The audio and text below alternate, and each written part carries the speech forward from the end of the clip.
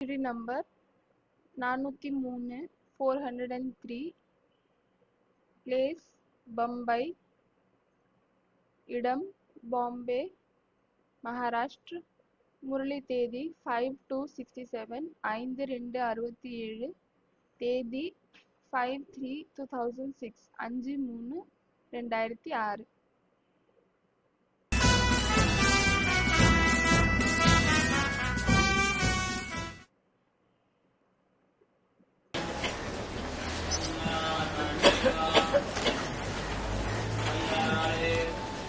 कल वाणी चल रही थी।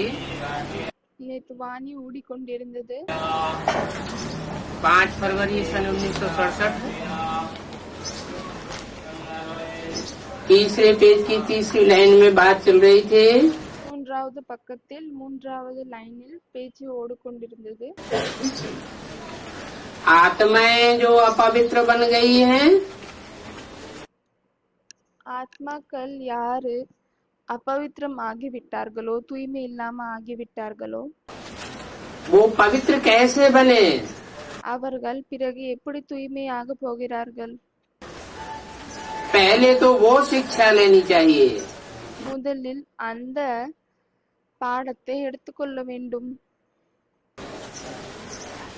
बुलाते भी इसीलिए है ना, அதற்கு தான் கூப்பிடுறாங்க இல்லையா?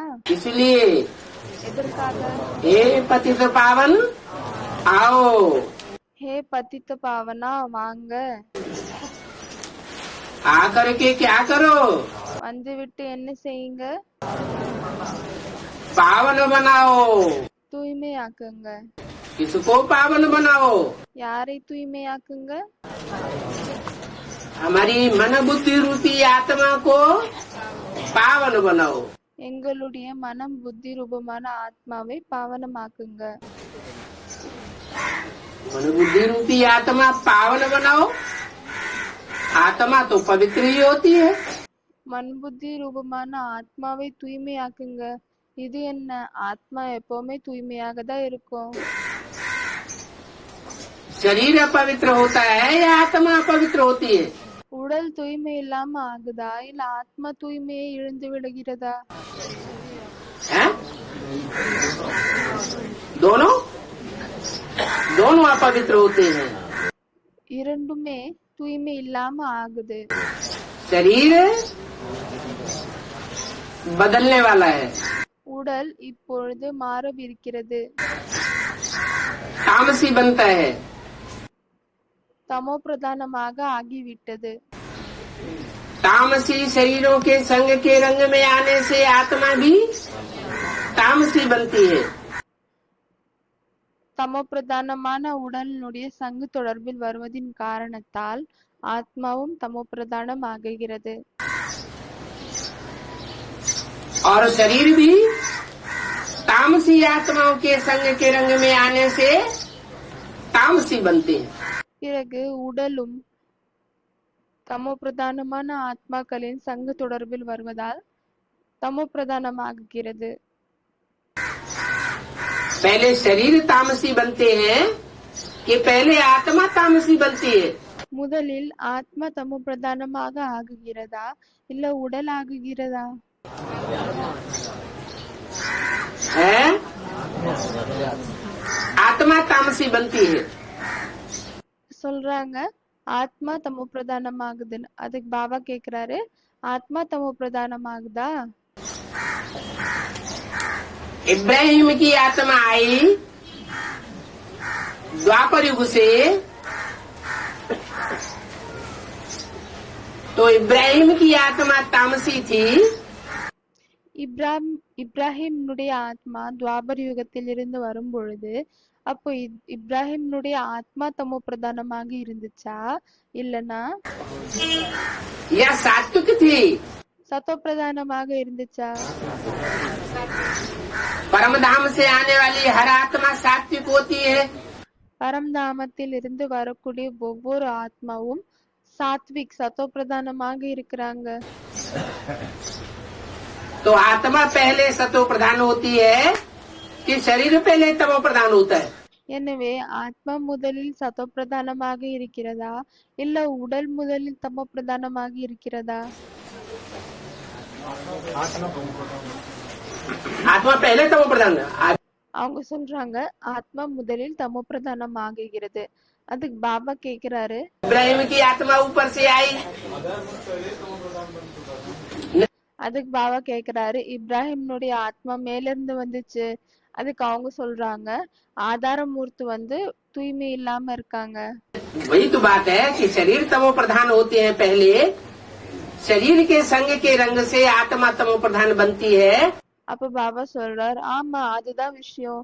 முதலில் இந்த ஆத்மா வந்து தமோ பிரதானம் ஆகுகிறதா இல்ல உடலுடைய சங்க தொடர்பில் வந்து இந்த ஆத்மா தமோ பிரதானம் ஆகுதா? या आत्मा स्वतः ही तमो प्रधान बन जाती है। இல்லையானால் ஆத்மா தானாவே தமோ பிரதானம் ஆகுகிறதா? शरीर के संग या शरीरधारी के संग के रंग से आत्मा तमो प्रधान बनती है। சரீரத்தினுடைய தொடர்பு இல்லையானால் அந்த சரீரத்தை இருக்கக்கூடியவங்களுடைய தொடர்பில் வந்து இந்த ஆத்மா தமோ பிரதானம் ஆகுது. तो शरीरधारी कहेंगे तो भी आत्मा है। எனவே சரீரதாரி அதாவது சரீரத்தை தாரணை செய்யக்கூடியவங்கன்னு சொன்னாலும் அதுவும் ஆத்மாதான். माना इब्राहिम जिस तन में प्रवेश करता है, அப்படியானால் இப்ராஹிம் எந்த உடலில் நுழைகிறாரோ जिस तनधारी आत्मा को प्रभावित करता है, எந்த உடலில் இருக்கக்கூடிய ஆத்மாவை தன்னுடைய பக்கத்தில் பிரபாவத்தில் எடுத்துட்டு வருகிறாரோ वो आत्मा पहले से ही पतित तमो प्रधान है। அந்த ஆத்மா முதலில் இருந்தே பतितமாக தமோ பிரதானமாக இருக்கிறது. उसमें विविचारी सुख भोगने की कोटि ज्यादा है। அதில் வியபிச்சாரமான சுகத்தை அனுபவிக்கக்கூடிய இடம் அதிகமாக இருக்கிறது. इसलिए इब्राहिम की आत्मा सात्विक होने के बावजूद भी उस आधार मूर्ति में प्रवेश करके उसके संग का रंग लेकर के नीचे गिरती है। அதனால்தான் இப்ராஹிம்னுடைய ஆத்மா சொத பிரதானமாக இருந்த பின்னும் அந்த ஆதாரமூர்த்தனுடைய சங்க தொடர்பில் வந்து அவரும் கீழேதான் வீழ்கிறார். अरस परस है, எல்லாமே ஒண்ணுத்துக்கு ஒண்ணு இணைந்து இருக்கிறது.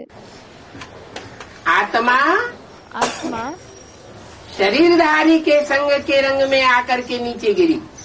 உடலை எடுத்துக்கொண்டு இருக்கிறவங்களுடைய சங்க தொடர்பில் வந்து கீழே விழுகிறது. शरीर तो जड़ ही होता है। உடல் ஜடமானது. जड़त्व में शरीर के संग के रंग में आकर के आत्मा भी जड़त्व में ही होती जाती है। ஜடமான சங்க உடலுடைய சங்க தொடர்பில் வந்து ஆத்மாவும் ஜடமாகிறது. दो चीजें हैं, இரண்டு விஷயங்கள் இருக்கிறது, आत्मा ஆத்மா और प्रकृति, மற்றும் பிரகிருதி. जिसके 5 तत्वों का पुतला कहा जाता है। எதை 5 தத்துவங்களுடைய ஒரு புத்துலா அதாவது பாடி என்று சொல்லப்படுகிறது. 5 तत्वों का पुतला जिससे बनता है वो जड़ प्रकृति है। 5 தத்துவங்களாக உருவாக்கக்கூடிய இந்த உடல் என்னன்னு பாத்தீங்கன்னா ஜடமான பிரகிருதி. பிரகிருத்தினா இயற்கை. जड़त्व में ही प्रकृति स्वयं तमो प्रधान बनती है या कोई उसे तमो प्रधान बनाता है। அந்த ஜடமான இயற்கை சுயம் தமோ பிரதானம் ஆகுகிறதா இல்லையானால் அதை யாராவது தமோ பிரதானமாக்குகிறார்களா? सतयुग आदि में तो प्रकृति सतो प्रधान थी। சத்தியுகத்தின் ஆரம்பத்தில் பிரகிருதி இயற்கை சத்தோ பிரதானமாக இருந்தது. त्रेता में भी सतो सामान्य थी। திரேதாயுகத்திலும் திரேதாயுகத்திலும் அது சத்தோ சாமான்யமாக இருந்தது. பிறகு இந்த ஜடமான பிரகிருத்தியை யார் தாமசி ஆக்கிவிட்டார்கள்? ऊपर से इब्राहिम आया, उसने तमो प्रधान बनाना शुरू किया।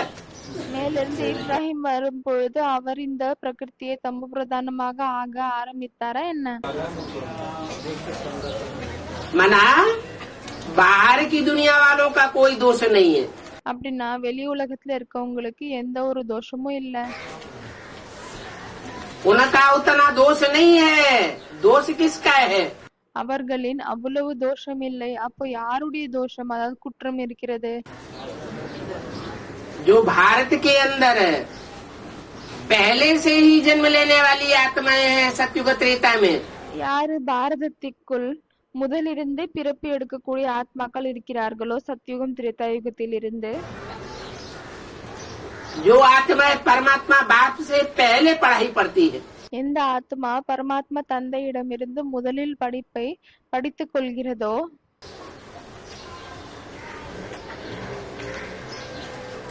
लेकिन बाद में सुधरती है। ஆனால் பிறகுதான் அவர்கள் சுதாரிச்சுக்கிறாங்க. पढ़ाई पहले पढ़ती है, सुधरती बाद में है। படிப்பை முதலில் படிக்கிறார்கள் மற்றும் அதற்கு பின் தான் அவர்கள் சுதாரிக்கிறார்கள். उसका कारण क्या है? அதனுடைய காரணம் என்ன? उनको लंबा टाइम क्यों लगता है? அவர்களுக்கு நீண்ட காலம் ஏன் பிடிக்கிறது?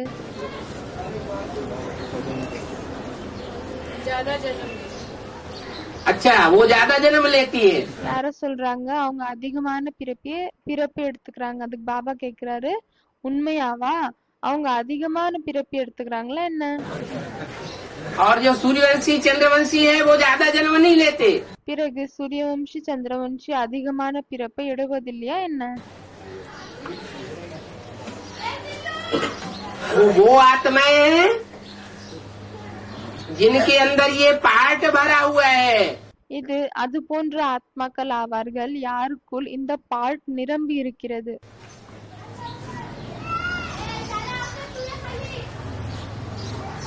कि वो कन्वर्ट हो जाती है।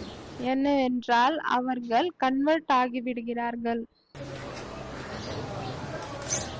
कच्ची कमजोर आत्माएं हैं। மிகவும் வீக்கான குறைகள் கொண்ட ஆத்மாக்கள் ஆவார்கள், பலவீனமான ஆத்மாக்கள். दूसरे के संग के रंग में जल्दी आ जाती है। மற்றவர்களின் சங்க தொடர்பில் சீக்கிரமாக வருகிறது. आत्मा मनन चिंतन मंथन वाली होगी, बुद्धि में तीक्ष्ण होगी, ஆத்மா மனஞ்சிந்தன் மந்தன் செய்யக்கூடியதாக இருக்குமோ, இல்லையானால் புத்தி மூலமாக ரொம்ப தீக்ஷணமாக இருக்குமோ? तो आगे पीछा सोचेगी, பிறகு அது முன்னால் பின்னால் யோசிக்கும், अपना भला बुरा सोचेगी, தன்னுடைய நல்லது கெட்டதை பத்தி யோசிக்கும், अपने को नीचे नहीं गिरने देगी, अपने संगी साथियों को नीचे नहीं गिरने देगी। தன்னை கீழே விழ விடாது மற்றும் தன்னுடைய சங்கு தொடர்பில் இருப்பவர்களையும் கீழே விழ விடாது. और जितनी ही आत्मा जड़त्व में ही होगी, பிறகு எவ்வளவுக்கு எவ்வளவு ஆத்மா ஜடமாக இருக்குமோ उतना आगा पीछा नहीं सोचेगी। அவ்வளவுக்கு முன்னால் பின்னால் யோசிக்காது. परम धाम में तो सब आत्माएं रहती हैं। பரம்தாமத்தில் அனைத்து ஆத்மாக்களும் இருக்குது.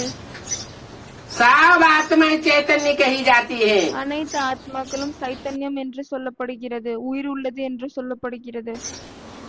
फिर कोई आत्माएं ऊंची ऊंची स्टेज में रहती की स्वभाव वाली होंगी, பிறகு சில ஆத்மாக்கள் உயர்ந்த உயர்ந்த ஸ்டேஜில் நிலையில் உயர்ந்த சுபாவத்தை கொண்டவர்களாக இருப்பார்கள். और कोई आत्माएं नीचे नीचे की स्टेज में रहने की स्वभाव वाली होंगी। சில ஆத்மாக்கள் கீழான நிலையில் சுபாவத்தில் இருக்கக்கூடியவர்களாக இருப்பார்கள்.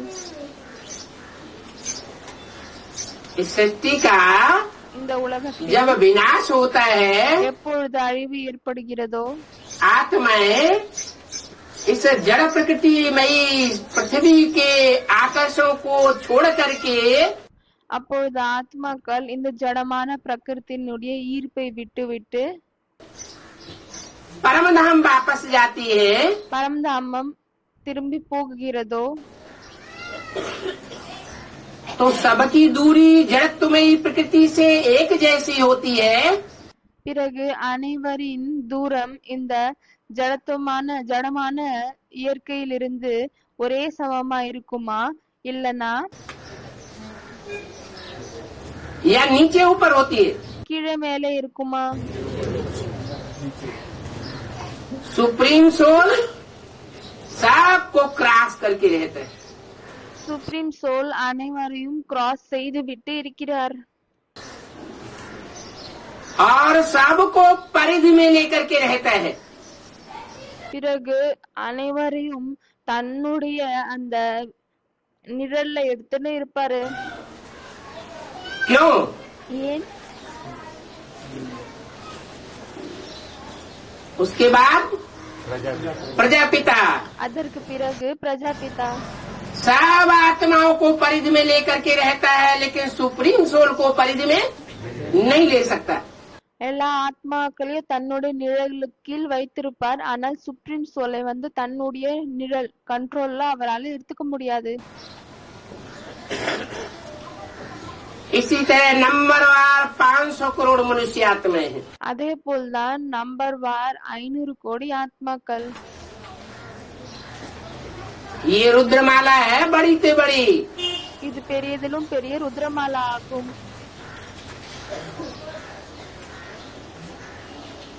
कोई 5 तत्वों की पृथ्वी, சிலர் 5 தத்துவங்களான பூமி से बहुत दूर परे से परे रहने वाली है। அந்த பூமியிலிருந்து மிகவும் தூரமாக விலகி இருக்கக்கூடியவர்களாக இருப்பார்கள். और कोई कितना भी पुरुषार्थ करती है तो भी மற்றும் சிலர் எவ்வளவு வேணாலும் புருஷார்த்தம் செய்கிறார்கள், ஆனாலும் धरणी के नजदीक ही रहती। இந்த பூமியின் அருகில் தான் இருக்கிறார்கள்.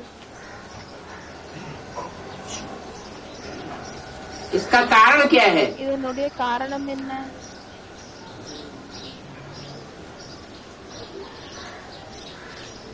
पृथ्वी तो गोल है, गोल पृथ्वी के चारों ओर वायुमंडल है। இந்த பூமி உருண்டையா சுற்றி இருக்கு. பிறகு அந்த பூமியை சுற்றி நாலா பக்கமும் சுற்றுச்சூழல் வாயுமண்டல் இருக்கிறது. वायुमंडल के चारों ओर स्पेस है। அந்த சுற்றுச்சூழலை சுத்தி நாலா பக்கமும் ஸ்பேஸ் இருக்கிறது. और स्पेस के चारों तरफ परम धाम है। பிறகு அந்த ஸ்பேஸுக்கு நாலா பக்கமும் பரம்தாம் இருக்கிறது. कुछ आत्माएं पृथ्वी के बहुत नजदीक नजदीक रहती है சில ஆத்மாக்கள் பூமிக்கு और மிகவும் அருகில் இருக்கிறார்கள். कुछ आत्माएं बहुत दूर दूर रहती हैं। பிறகு சில ஆத்மாக்கள் மிகவும் தூரமாக இருக்கிறார்கள். जन्म लेने वाली कौन सी होंगी और ज्यादा जन्म लेने वाली कौन सी होंगी? कम पार्ट की குறைந்த ஜென்மம் எடுக்கக்கூடியவர்களாக யாராக இருப்பார்கள் மற்றும் அதிக பிறப்பு யார் எடுப்பார்கள்? किसमें भरा होगा और ज्यादा पार्ट किसमें भरा होगा? கம்மியான பார்ட் யாரில் நிறைந்திருக்கும் மற்றும் அதிகமான பார்ட் யாரில் நிறைந்திருக்கும்? जो नजदीक होंगी, யார் கிட்ட இருப்பாங்களோ, जो पृथ्वी के नजदीक रहने वाली होंगी, पृथ्वी के नजदीक परिधि में आने वाली होंगी, யாரு பூமிக்கு கிட்ட இருக்கக்கூடியவங்களாக இருப்பாங்களோ, பூமியினுடைய கண்ட்ரோல்ல கிட்ட இருக்காங்களோ அவங்க, माने जिनकी परिधि छोटी होगी, யாருடைய அவங்களுடைய சுற்றுச்சூழல் குறைவாக இருக்குமோ, பரிதுனா ஒரு கவர் மாதிரி, वो कम पार्ट बजाने वाली होगी। அப்பொழுது அவர்கள் கம்மியான பாட்டை செய்வார்கள். और जितनी ही परिधि उनकी विस्तार वाली होगी, பிறகு எவ்வளவுக்கு எவ்வளவு அவங்களுடைய அந்த ஒரு சுற்றுச்சூழல் அதிகமாக இருக்குமோ, जास्ती आत्माओं को परिधि में लेने वाली होंगी, நிறைய ஆத்மாக்களை தன்னுடைய அந்த சுற்றுச்சூழலில் எடுத்துக்க கொள்ளக்கூடியவர்களாக இருப்பார்களோ, वो जास्ती जन्म लेने वाली होंगी। அவர்கள் அதிகமான பிறப்பை எடுக்கக்கூடியவர்களாக இருப்பார்கள். जन्म होता है लेकिन वो पावर उनमें भरी रहती है। பிறப்பை எடுக்கிறார்கள், ஆனால் அந்த சக்தி அவர்களுக்குள் நிரம்பி இருக்கும். वो पावर आत्मा में परमधाम में मर्ज रहती है। அந்த பவர் ஆத்மாவில் பரம்தாமத்தில் மர்ஜாக இருக்கும். बुद्धिमानों की बुद्धि सुप्रीम सोल परे से परे कहा जाता है। புத்திமானுக்கெல்லாம் புத்திமான் சொல்லக்கூடிய அந்த புத்தி சிவன் மிகவும் தனிப்பட்ட இதுல இருக்கக்கூடியவர் என்று சொல்லப்படுகிறது. परे से परे का मतलब क्या हुआ? தனிப்பட்டு இருப்பதின் அர்த்தம் என்னவாகியது? बुद्धि में सबसे परे है।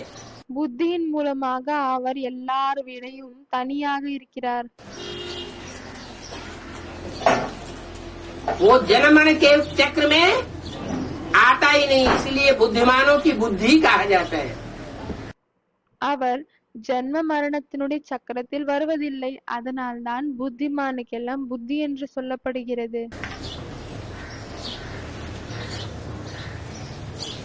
बुद्धि में जितनी जास्ती तीक्ष्णता, புத்தியில் எவ்வளவு அதிகமா அந்த ஷார்ப்னஸ் கூர்மை இருக்கிறதோ उतना दूसरी आत्माओं को अपनी परिधि में लेने वाली होगी।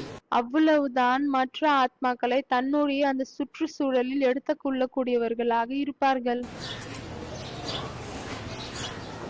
और बुद्धि जितनी ही मंद होगी, மற்றும் புத்தி எவ்வளவுக்கு எவ்வளவு மந்தமாக இருக்குமோ उतनी जास्ती आत्माओं की परिधि में रहने वाली होगी। அவ்வளவுதான் மற்ற ஆத்மாக்களின் சுற்றுச்சூழலில் அதிகமாக இருக்கக்கூடியவர்களாக இருக்கும். इस सृष्टि रूपी रंगमंच की जो 500-700 करोड़वीं आत्मा होगी, मनुष्य आत्मा, இந்த சிருஷ்டி ரூபமான நாடக மேடையின் 700 கோடியின் கடைசி ஆத்மாவாக எது இருக்குமோ மனித ஆத்மா, वो मनुष्य होगी या कीड़े मकोड़े मसल होगी? அது மனிதர் மாதிரி இருக்குமா இல்லன்னா புழு பூச்சிக்கு சமமாக இருக்குமா? मनुष्य तो होगी, அது மனிதனாதான் இருக்கும். ஆனால் लेकिन मन बुद्धि की पावर कीड़े मकोड़ों में सल होगी। மனம் புத்தியினுடைய பவர் புழு பூச்சி போல இருக்கும்.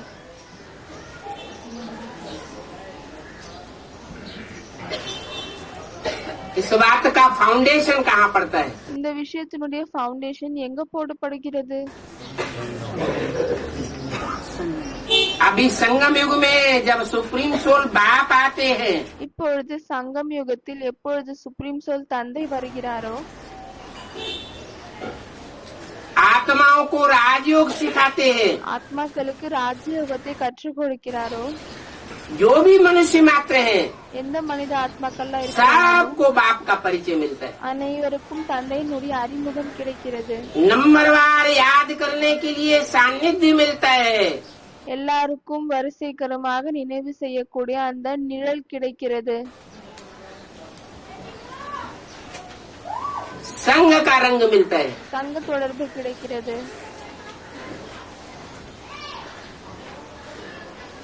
सब मनुष्य 10 इंद्रियों वाले, 9 इंद्रियों वाले हैं। அனைத்து மனிதர்களும் 10 இந்திரியங்கள் 9 இந்திரியங்கள் கொண்டவர்களாக இருக்கிறார்கள்.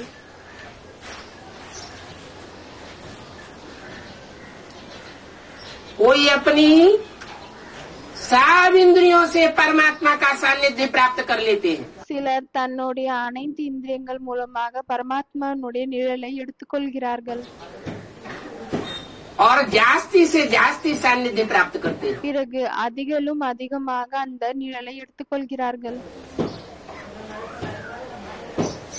और कोई आत्माएं कम सानिध्य प्राप्त करती है। பிறகு சில ஆத்மாக்கள் குறைவான நிழலை எடுத்துக்கொள்கிறார்கள். उन आत्माओं में सबसे पावरफुल आत्मा कौन बनती है? அந்த ஆத்மாக்களில் மிகவும் பவர்ஃபுல் சக்திசாலியான ஆத்மாவாக எதாக ஆகுகிறது? जो जास्ती से जास्ती सानिध्य प्राप्त करती हो। அதாவது அவங்க அதிகலும் அதிகமாக அந்த நிழலை எடுத்துக்கொள்கிறார்கள் என்று. हैं? जगदम्बा யார சொல்றாங்க? ஜெகதம்பா. அப்ப பாபா சொல்றாரு ஜெகதம்பா. जगदम्बा सारे जगत की अम्बा है। ஜெகதம்பா முழு உலகத்தின் அம்மா ஆவாங்க. उसे गीता माता कहो, அவங்கள கீதா மாதா என்று प्रकृति சொல்லுங்கள். माता कहो। இல்லையானால் பிரகிருதி அம்மா என்று சொல்லுங்கள். क्या नाम? என்ன பெயர்? प्रकृति பிரா மற்றும் கிருதி. रचना। கிருதி அப்படின்னா ரச்சனா, படைப்பு. प्रकृष्ट रूप से जिसकी रचना की गई, பிரகிருத்தினுடைய அர்த்தம் என்னவென்றால் யாருடைய படைப்பு மிகவும் பிரகிருஷ்ட ரூபமாக செய்யப்பட்டுள்ளதோ, माना एड़ी चोटी की सारी पावर लगा करके அப்படியானால் உள்ளங்கால் மற்றும் தலையினுடைய முழு பவரையும் ஈடுபடுத்தி परम पिता परमात्मा ने उसकी रचना की है பரம்பிதா பரமாத்மா அவங்களை படைச்சிருக்காங்க. और उसने जितना सर्व इंद्रियों से सानिध्य प्राप्त किया है, மற்றும் அவங்க தன்னுடைய எல்லா இந்திரியங்கள் மூலமாக எவ்வளவு நிழலை எடுத்திருக்கிறாங்களோ उतना सानिध्य और कोई भी मनुष्य आत्मा को प्राप्त नहीं होता। அவ்வளவு நிழல் மற்ற மனித ஆத்மாக்களுக்கும் கிடைக்காது.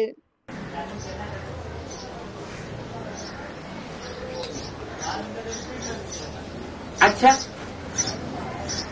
वो तो जगत माता है, राजमाता का पद पाती है। அவங்க ஜெகத் மாதா ஆவாங்க, ராஜ மாதாவினுடைய பதவியை எடுத்துக்கிறாங்க.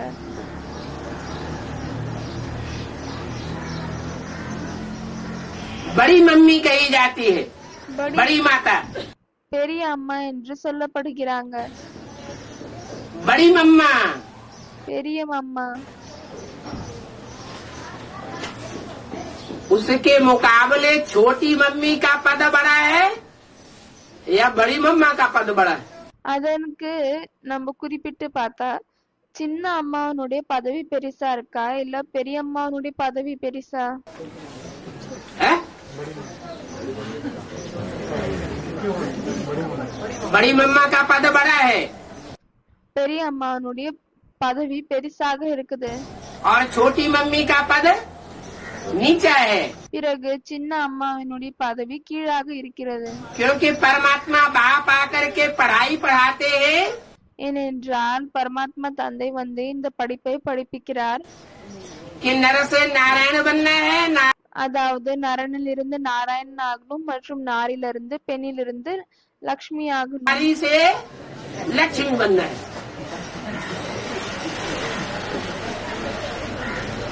बराबर है?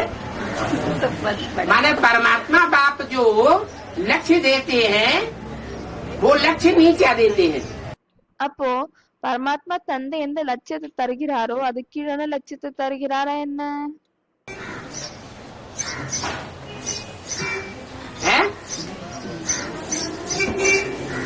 अरे बाप जो पढ़ाई पढ़ाएंगे, ऊंची पढ़ाई पढ़ाएंगे, ऊंचा लक्ष्य देंगे या नीचा लक्ष्य देंगे?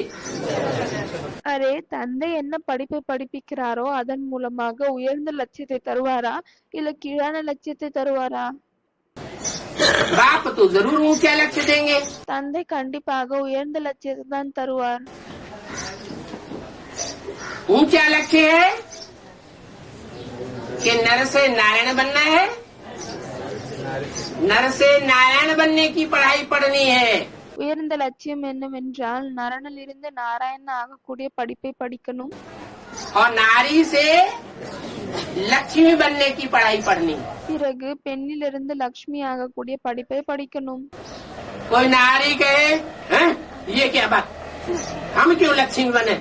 ஏதாவது ஒரு பெண் சொல்றாங்க, என்ன இது, என்ன விஷயம் இது, நாங்க ஏன் லக்ஷ்மி ஆகணும்? नारायण के कंट्रोल में रहना லக்ஷ்மி ஆனா நாராயணனுடைய கண்ட்ரோல்ல இருக்க வேண்டியதாக இருக்கும். पड़ेगा। जन्म जन्मांतर के संस्कार पड़ जाएंगे। நிறைய ஜென்மங்களுக்கான சம்ஸ்காரங்கள் பிறகு போடப்படுகிறது. राजा के कंट्रोल में रहने के, ராஜாவினுடைய கண்ட்ரோல்ல இருக்க வேண்டியதாக இருக்கிறது. हम नहीं किसी के कंट्रोल में रहते। நாங்க யாருடைய கண்ட்ரோல்லயும் இருக்க மாட்டோம். तो ये श्रेष्ठ विचार धारणा है या नीची धारणा है? அப்பொழுது இது உயர்ந்த சிந்தனைக்கான தாரணை ஆகுகிறதா இல்ல கீழான தாரணை ஆகுகிறதா? क्यों? யாரோ சொல்றாங்க கீழானதுன்னு. அப்ப பாபா கேக்குறாரு ஏன்? ये धारणा नीची क्यों है? இந்த தாரணா ஏன் கீழானதாக இருக்கிறது? श्रीमत के बरखिलाफ क्यों है? யாரோ சொல்றாங்க ஸ்ரீமத்துக்கு விபரீதமாக இருக்கிறது. அதுக்கு பாபா கேக்குறாரு ஆமா ஏன் ஸ்ரீமத்துக்கு விபரீதமாக இருக்கிறது? नारी से लक्ष्मी बनने को बताया है बाबा ने। हाँ, नारी जो है, யாரோ சொல்றாங்க ஏன்னா பாபா பெண்ணிலிருந்து லக்ஷ்மி ஆகிறதுக்காக சொல்லிருக்காரு. அதுக்கு பாபா சொல்றாரு ஆமா वो कलयुग के अंत में कोमल शरीर वाली होती है, कोमल स्वभाव वाली होती है। பெண் கலியுகத்தினுடைய கடைசியில் மிகவும் ஒரு சாஃப்டான சுபாவம், சாஃப்டான உடல் கொண்டவங்களாக இருக்கிறாங்க. कोमल इंद्रियों वाली होती है। சாஃப்டான இந்திரியங்கள் கொண்டவங்களாக இருக்கிறாங்க. कलयुग के अंत में नारी अबला बन जाती है। கலியுகத்தின் கடைசியில் நாரி பலவீனமாக ஆகுகிறாங்க. क्यों? ஏன்? क्योंकि सब पुरुषों को बोला है ஏனென்றால் அனைத்து ஆண்களுக்கும் சொல்லப்பட்டிருக்கிறது सब पुरुष दुर्योधन दुशासन। அனைத்து ஆண்களும் துரியோதன் துஷாசன் ஆவார்கள். नंबरवार வரிசைகரமாக उनमें प्रजापिता और ब्रह्मा की सोल भी आ जाती है। அதுல பிரஜாபிதா மற்றும் பிரம்மாவினுடைய ஆத்மாவும் வருகிறது. रामकृष्ण की आत्माएं भी आ जाती हैं। ராமர் மற்றும் கிருஷ்ணனுடைய ஆத்மாவும் வருகிறது. अगर राम की आत्मा में सुप्रीम सोल शिव का आवेश न माना जाए, ஒருவேளை ராமனுடைய ஆத்மாவில் சுப்ரீம் சோல் சிவன் வருகை தரவில்லை என்றால் तो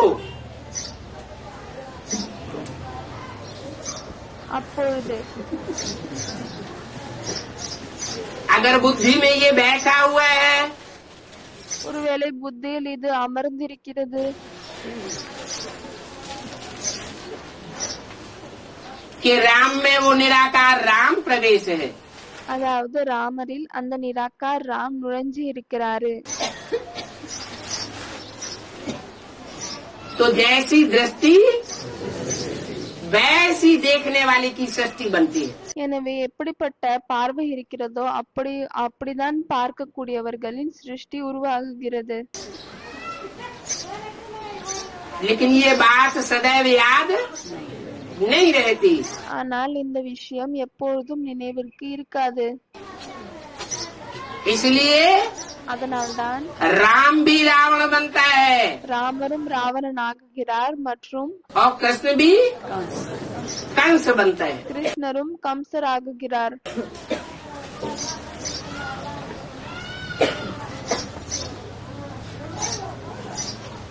कंस बनना கம்சன் ஆகிறது என்றால் और रावण बनना மற்றும் ராவணன் ஆகுகிறது என்றால் ये लाजमी है। இது நடக்கக்கூடிய விஷயம்தான். कब? எப்பொழுது? सतो प्रधान शूटिंग में சதோ பிரதானமான ஷூட்டிங்கிலா या तमो प्रधान शूटिंग में? இல்லனா தமோ பிரதானமான ஷூட்டிங்லயா? जब सारी सृष्टि तमो प्रधान बन जाती है, எப்பொழுது முழு உலகமும் தமோ பிரதானமாக ஆகுகிறதோ सिर्फ प्रकृति की ही बात नहीं है। வெறும் இயற்கையினுடைய விஷயம் இல்லை. प्रकृति तो जड़त्वमयी है। பிரகிருதி ஜடமானதாகும். जड़त्वमयी प्रकृति ज्ञान को पहले नहीं समझ सकते, ஜடமான இயற்கை ஞானத்தை முதலில் புரிந்து கொள்ள முடியாது. इसलिए मुरली में बोला है, அதனால்தான் முரளியில் சொல்லப்பட்டிருக்கிறது, मेरे साथ रहने वाले बच्चे मेरे को नहीं पहचान पाते. என்னுடைய கூட இருக்கக்கூடிய குழந்தைகளே என்னை தெரிந்து கொள்ள மாட்டேங்கிறார்கள். और सबसे ज्यादा साथ कौन देती है? பிறகு மிகவும் அதிகமான துணை யார் கொடுக்கறாங்க? तन से உடல் மூலமாக जगदम्बा. ஜெகதம்பா. लेकिन जड़त्वमयी प्रकृति होने के कारण ஆனால் ஜடமான இயற்கையாக இருப்பதின் காரணத்தால் बाप को नहीं पहचान पाते. தந்தையை தெரிந்து கொள்ள மாட்டேங்கிறாங்க.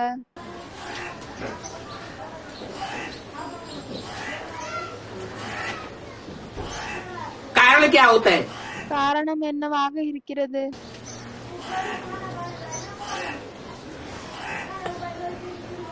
स्त्री चूल्हा.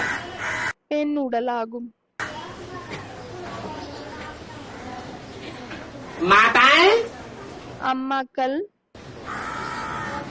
माता का जो शरीर है அம்மாக்களின் உடல் என்னவாக இருக்கிறதோ वो कलयुग के अंत में चाहे कन्याएं हो चाहे माताएं हो அது अबला बन जाती है. கலியுகத்தின் கடைசியில் பெண்ணாக இருக்கலாம், அம்மாவாக இருக்கலாம், கன்யாவாக இருக்கலாம். அனைத்து உடலும் பலவீனமாகுகிறது. वो तब तक अबला है அவர்கள் அப்பொழுது வரையும் பலவீனமாக இருக்கிறார்கள். जब तक सुप्रीम सोल बाप के साकार स्वरूप को पूरा पूरा नहीं पहचानती. எப்பொழுது வரையும் சுப்ரீம் சோல் தந்தையினுடைய சாக்கார உடலை முழுமையாக தெரிந்து கொள்வதில்லையோ दूसरों के प्रभाव में आती रहती है. மற்றவர்களின் பிரபாவத்தில் வந்து கொண்டே இருக்கிறார்கள்.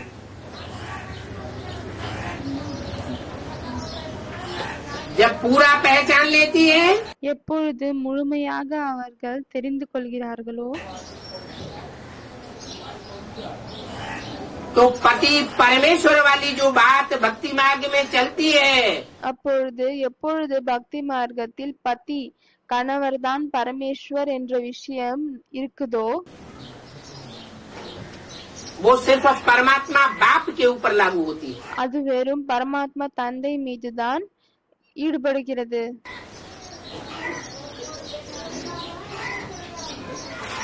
परम ईश्वर का मतलब ही है பரம் ஈஸ்வர் என்ற அர்த்தமே இதுதான். ईश्वर माना शासन करता. ஈஸ்வர் என்றால் ஆட்சி செய்யக்கூடியவர்.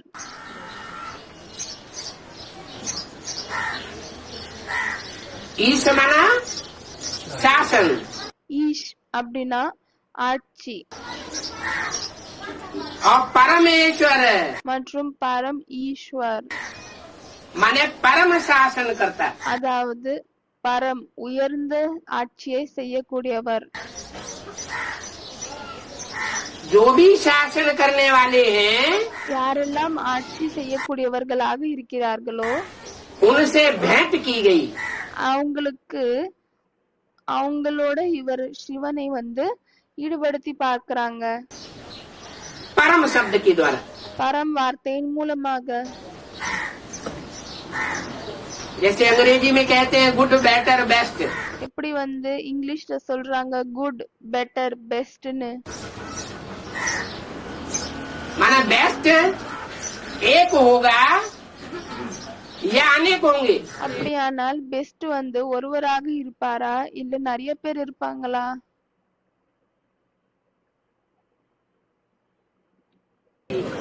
एक होगा. ஒருவராக இருப்பார். ऐसे ही परम शब्द आता है. இது போல்தான் பரம் என்ற வார்த்தையும் வருகிறது. परमेश्वर பரமேஸ்வர் என்று परम शासन करता. பரம ஆட்சியை செய்யக்கூடியவர்.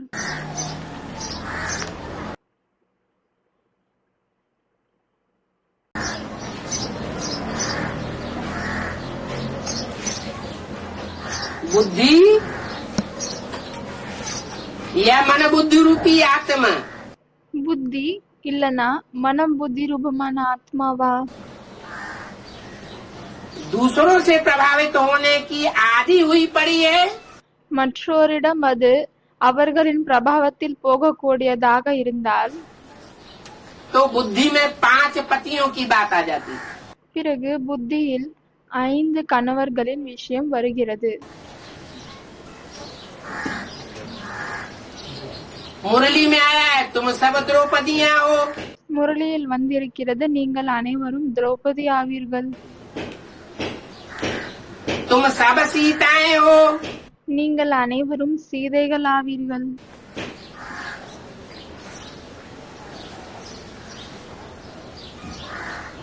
तो अबलामयी बुद्धि होने के कारण எனவே அபலாவின் புத்தியா இருக்கக்கூடிய காரணத்தால், பலவீனமாக புத்தி இருப்பதின் காரணத்தால் ये बात नहीं आती இந்த விஷயம் வருவதில்லை. ये द्रौपदी और सीता बनने का लक्ष्य बाबा ने हमको नहीं दिया है। அதாவது திரௌபதி மற்றும் சீதையாக கூடிய அந்த லட்சியம் பாபா நம்மளுக்கு தரவில்லை. सीता बनने का लक्ष्य दिया है क्या?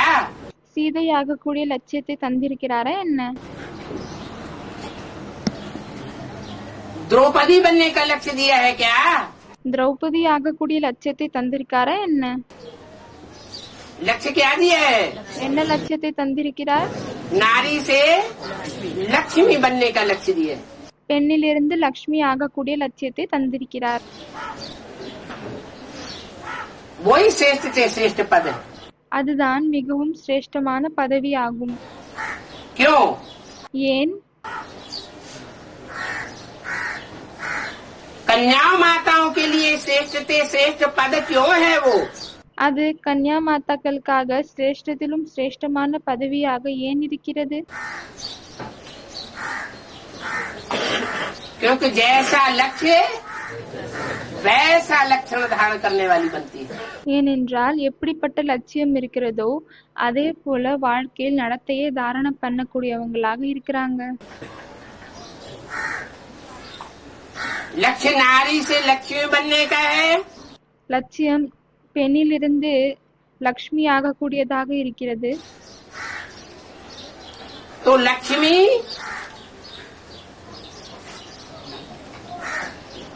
किसके अधीन है? எனவே லக்ஷ்மி யாருடைய கண்ட்ரோல்ல இருக்கிறாங்க? लक्ष्मी तब ही बनेगी அப்பொழுதுதான் லக்ஷ்மியாக ஆக முடியும் जब नारायण से धन लेगी। எப்பொழுது அவங்க நாராயணிடமிருந்து பணத்தை எடுத்துக்கொள்வாங்களோ. भक्ति मार्ग वालों के लिए तो स्थूल धन की बात हो जाती है, பக்தி மார்க்கத்துல இருக்கவங்களுக்கு இது ஸ்தூலமான பணத்தின் விஷயம் ஆகுகிறது. और ज्ञान मार्ग वालों के लिए மற்றும் ஞான மார்க்கத்தில் இருப்பவர்களுக்கு ज्ञान धन की बात हो जाती है। ஞான பணத்தின் விஷயம் ஆகுகிறது. माना ज्ञान धन का क्रिएशन लक्ष्मी नहीं करती है, அப்படின்னா ஞான பணத்தினுடைய படைப்பை லக்ஷ்மி செய்வதில்லை.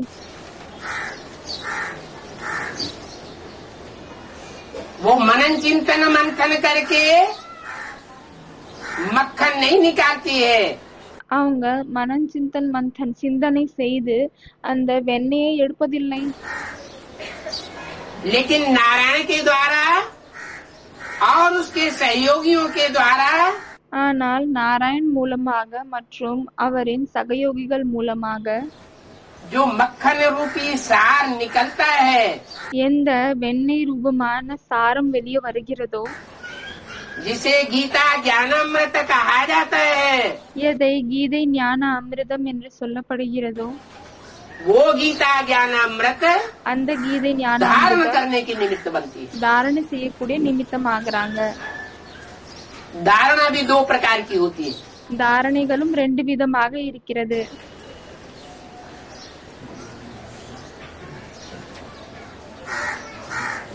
रावण के अंदर ज्ञान की धारणा होती है या नहीं होती है? ராவணனுக்குள் ஞானத்தினுடைய தாரணை ஏற்படுகிறதா இல்லையா? है? யார சொல்றாங்க தாரணை ஏற்படுவதில்லை? धारणा तो होती है। பாபா சொல்றாரு தாரணை ஏற்படுது. यादगार में जैसे ब्रह्मा के हाथों में वेद शास्त्र दिखाए जाते हैं, वैसे रावण के हाथों में भी वेद शास्त्र दिखाए गए। அதனுடன் நினைவார்த்தமாக எப்படி பிரம்மாவின் கையில் வேத சாஸ்திரங்கள் காமித்திருக்கிறார்களோ அதே போல் ராவணனின் கையிலும் வேத சாஸ்திரங்கள் காமிக்கப்பட்டிருக்கிறது. हाथ में ना बुद्ध रूपी हाथ में கை என்றால் புத்தி ரூபமான கையில் वेद शास्त्र दिखाए गए हैं। வேத சாஸ்திரங்கள் காமிக்கப்பட்டிருக்கிறது. वेद शास्त्र ज्ञान की निशानी है। வேத சாஸ்திரங்கள் ஞானத்தின் அடையாளமாகும். तो ऐसा नहीं कि रावण प्रकांड विद्वान नहीं था। எனவே இது போல இல்லை, அதாவது ராவணன் வித்வானாக இல்லை என்று இல்லை, हाँ, அவன் இருந்தான். लेकिन ज्ञान को अपने प्रैक्टिकल जीवन में धारण नहीं कर सका। ஆனால் அந்த ஞானத்தை தனது பிராக்டிக்கல் வாழ்க்கையில் அவனால் தாரணை செய்ய முடியவில்லை. और उसके अपोजिशन में பிறகு அதனுடைய ஆப்போசிட்டாக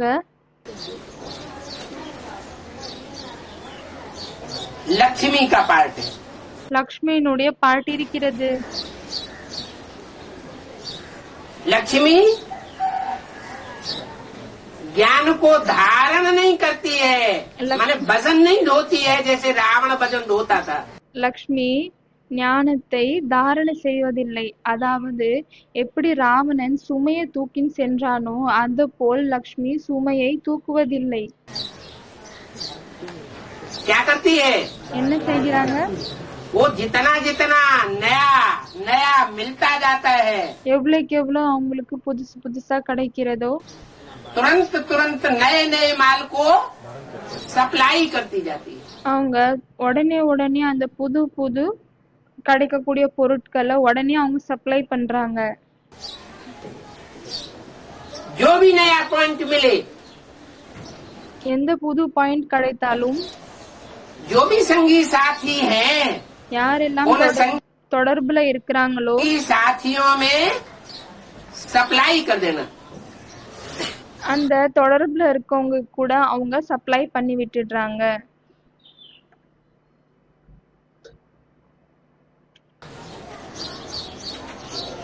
तो उससे क्या होगा? अपना ज्ञान बढ़ता चला जाएगा। எனவே அதன் மூலமாக என்ன நடக்கும்? தன்னுடைய ஞானம் அதிகமாகிவிட்டே செல்லும். दिन दूना रात चौगुना बढ़ता है। பகல்ல 2 மடங்கும் மற்றும் இரவில் 4 மடங்கும் அது போல அது அதிகரித்து கொண்டே செல்லும். और जो बाप है वो खुश होता है। மற்றும் யார் தந்தை இருக்கிறாரோ அவர் சந்தோஷம் அடைகிறார். इसलिए எதற்காக? कि बाप तो सर्वशील बच्चों को चाहता है या प्रकांड ज्ञान धारने वालों को चाहता है। ஏனென்றால் தந்தை சர்வீசபிள் குழந்தைகளை விரும்புகிறாரா, இல்லையானால் அவர் வெறும் ஞானத்தை சொல்லுவவங்களுக்கு அவர் விரும்புகிறாரா? जो सर्विसेबल बच्चे हैं उनको चाहता है, उनको याद करता है। யார் சர்வீசபிள் குழந்தைங்களாக இருக்கிறாங்களோ அவரை அவர் விரும்புகிறார் மற்றும் நினைவு செய்கிறார். जो ज्ञान ले लेते हैं, யார் வெறும் ஞானத்தை எடுத்துக்கொள்கிறார்கள் और दूसरों को अपने अंडर में करने के लिए மற்றும் பிறரை தன்னுடைய அண்டர் கண்ட்ரோலில் வைப்பதற்காக ज्ञान सुनाते रहते हैं, ஞானத்தை சொல்லிக் கொண்டே இருக்கிறார்கள் ताकि हमसे प्रभावित हो जाएं। அதன் மூலமாக அவர்கள் நம்மளுடைய பிரபாவத்தில் வந்து விடுவார்கள் என்று, हमारे अंडर में रहे। நம்மளுடைய கண்ட்ரோல்ல இருப்பாங்க என்று, நம்மளுக்கு கீழ் அண்டர்ல இருப்பாங்க என்று.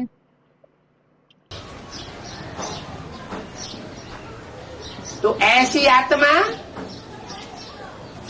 ज्ञान का दुरुपयोग करती है या सदुपयोग करती है? எனவே இது போன்ற ஆத்மாக்கள் ஞானத்தை நல்ல விதத்தில் பயனில் கொண்டு வரார்களா இல்லை அதை கெட்ட விதத்தில் யூஸ் பண்றாங்களா?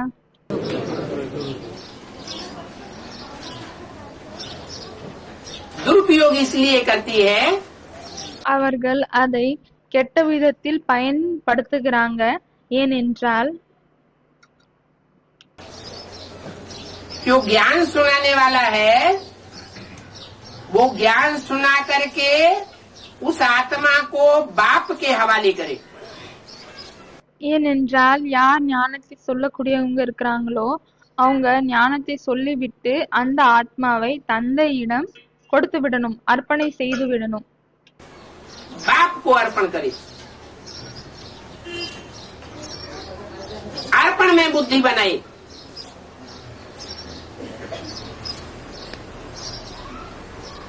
बाप को अर्पण न करके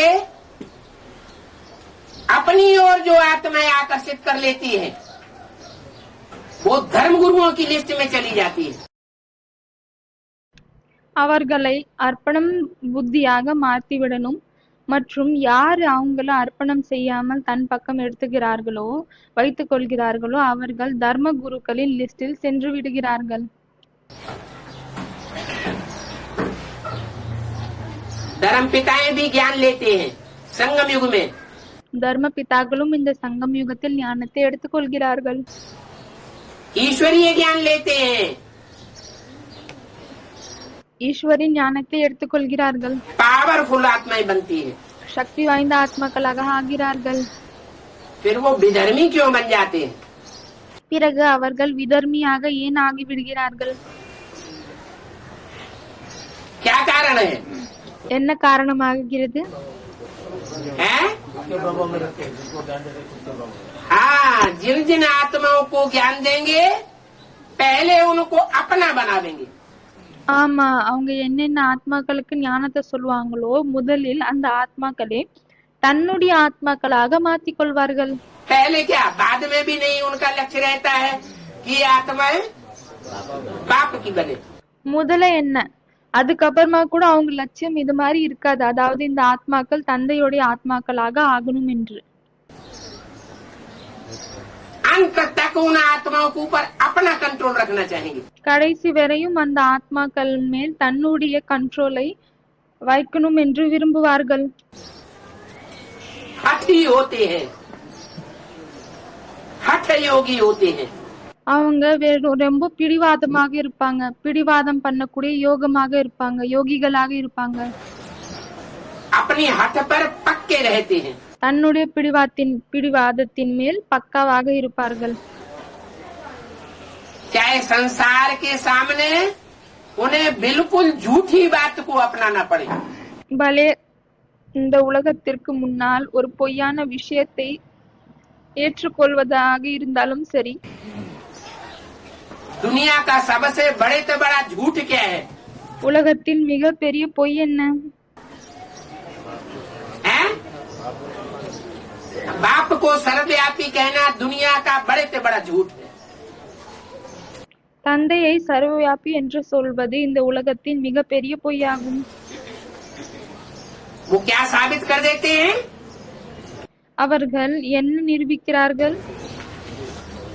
कि बाप सर्वव्यापी नहीं है। அதாவது தந்தை சர்வவியாபி இல்லை. बाप वो ये साबित नहीं करते कि बाप सर्वव्यापी नहीं है।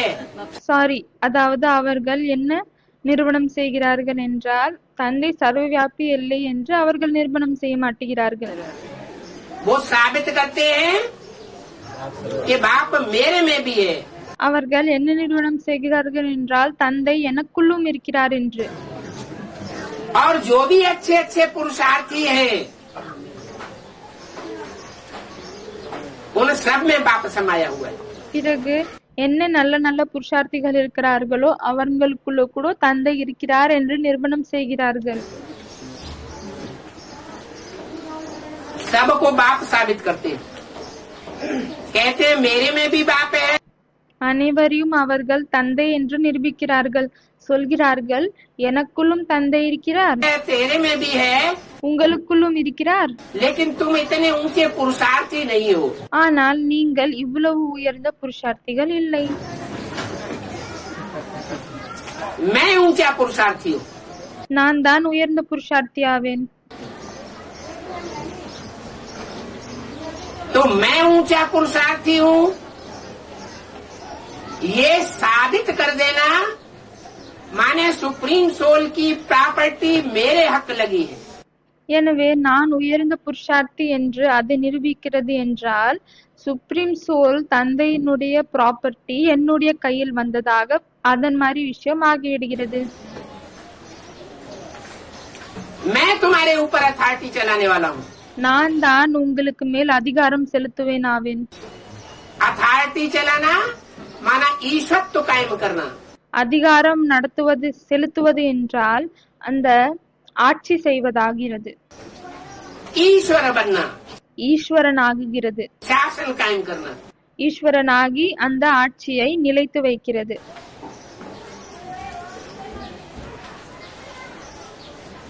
तो ईश्वर अनेक हो जाते हैं। எனவே ஈஸ்வரன் நிறைய பேர் ஆகிறார்கள்.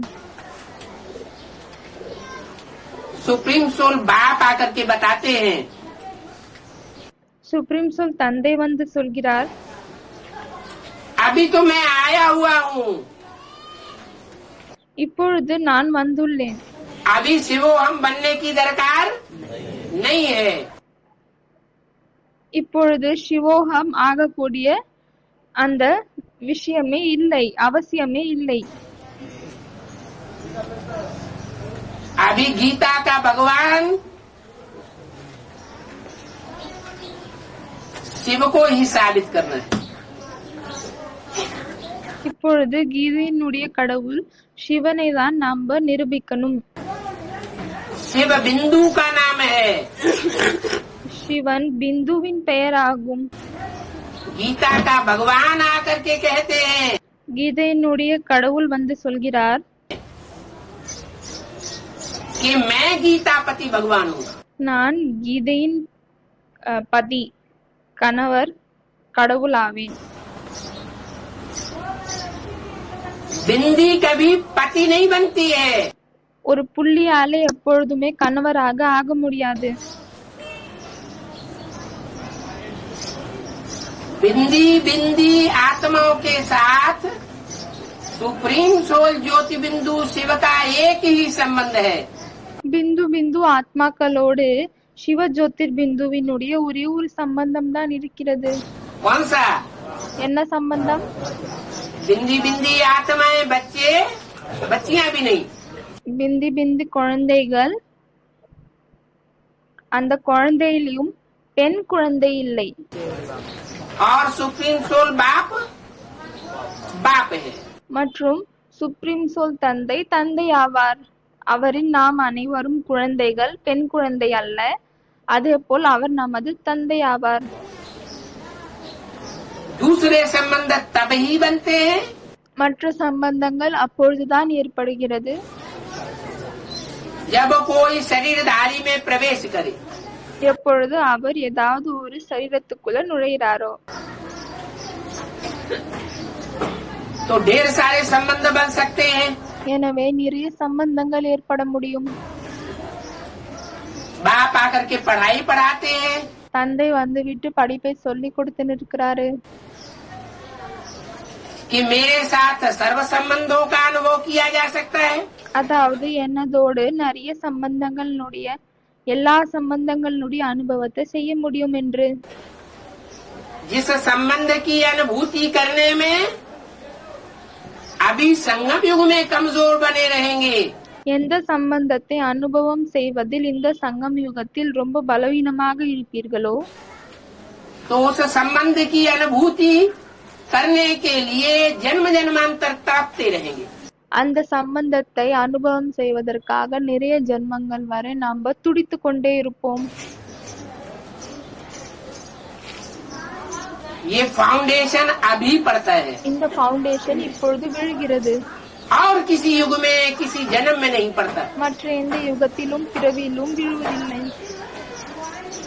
तो ज्योति ज्योति बिंदु जो आत्माएं हैं எனவே புள்ளி புள்ளி பிந்து ஆத்மாக்கள் யார் இருக்கிறாங்களோ वो सब सजनीय அவர்கள் तब அனைவரும் बनती हैं காதலி ஆகுகிறார்கள். எனவே எப்பொழுது ஆகுகிறார்கள்? जब अपने को देहधारी समझती है। அப்பொழுதுதான் ஆகுகிறார்கள் எப்பொழுது தன்னை தேகதாரி என்று புரிந்து கொள்கிறார்கள், தேகம் என்று புரிந்து கொள்கிறார்களோ அப்பொழுதுதான் காதலிகள் ஆகிறார்கள். देह का आधार लेने वाली हैं। தேகதாரி என்றால் தேகத்தை உடலை ஆதாரமாக எடுத்துக்கொள்ளக்கூடியவர்கள். देह भानी बनती है। தேக அபிமானத்தில் வருகிறார்கள்.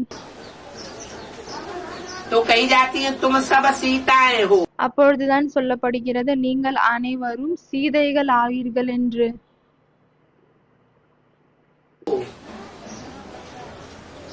सीताएं माने रावण की जेल में आसानी से आ जाने वाली। சீதை என்றால் ராவணனுடைய சிறையில் எளிதாக வரக்கூடியவள். सीता का अर्थ है ठंडे स्वभाव वाली। சீதா என்றால் ஷீதல் அதாவது குளிர்ந்த சுபாவம் கொண்டவள். शीतल ஷீதல் அதாவது குளிர்ச்சி. तुम सब शीतलाएं हो। நீங்கள் அனைவரும் ஷீதலா அதாவது குளிர்ச்சியானவர்கள் ஆவீர்கள்.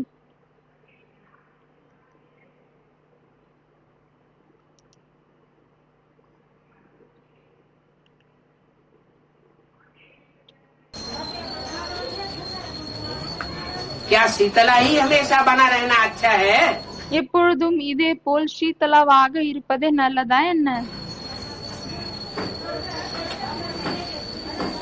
असुरों के सामने आसुरी प्रवृत्तियों के सामने शीतल बना रहना अच्छा होता है क्या? அசுர சுபாவம் கொண்டவர்களுக்கு எதிர்க்கே அசுரர்களுக்கு எதிர்க்கே இதே போல் சீதையாக குளிர்ச்சியாக இருப்பது நல்லதா என்ன? नहीं, उनके सामने कौन सा रूप धारण करना है? இல்லை, அவர்களுக்கு எதிர்க்கே என்ன ரூபத்தை தாரணை செய்ய வேண்டும்? ज्वाला रूप धारण करना है। அக்னி ரூபத்தை தாரணை செய்ய வேண்டும், நெருப்பு ரூபத்தை தாரணை செய்யணும். ये दोनों ही शक्तियाँ होनी चाहिए। இந்த ரெண்டு சக்திகளும் இருக்க வேண்டும். देवियों के अनेक रूप दिखाए गए हैं। தேவிகளுக்கு நிறைய ரூபங்கள் காமித்திருக்கிறார்கள். उन रूपों में एक रूप शीतला का भी है அந்த ரூபத்தில் ஒரு ரூபம் ஷீதலாவின் இருக்கிறது, और एक रूप ज्वाला देवी का भी। அதே போல் ஒரு ரூபம் நெருப்பு தேவியினுடைய ரூபமாக இருக்கிறது.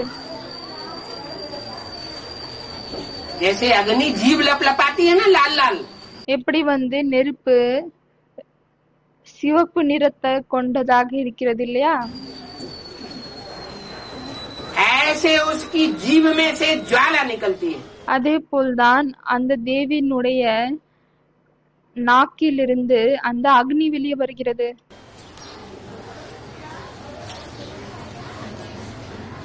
दुर्गुणों को नाश करने वाली ज्वाला निकलती है। துர்கணங்களை அழிக்கக்கூடிய அந்த நெருப்பு வெளியே வருகிறது. तो कभी शीतला எனவே ஒரு சில நேரம் ஷீதலா, और कभी பிறகு சில நேரம் ज्वाला रूप। ஜுவாலா ரூபம், நெருப்பு ரூபம். ये दोनों ही रूप शक्तियों को धारण करने हैं। இந்த ரெண்டு ரூபமே சக்திகளுக்கு தாரணை செய்ய வேண்டும். परंतु माताएं ममतामयी होती है। ஆனால் அம்மாக்கள் எப்படி இருக்காங்க?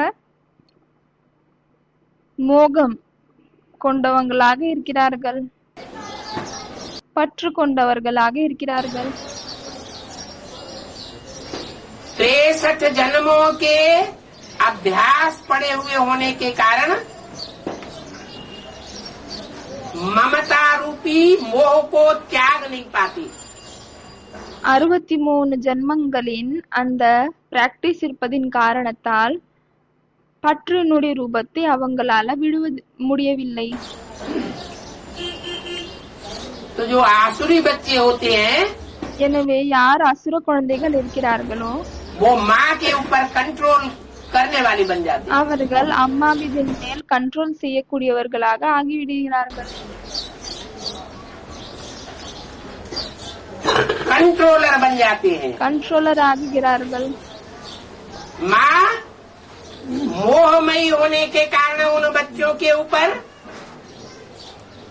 जरूरत से ज्यादा मोह की रग होने के कारण रहम की भावना धारण कर लेती है।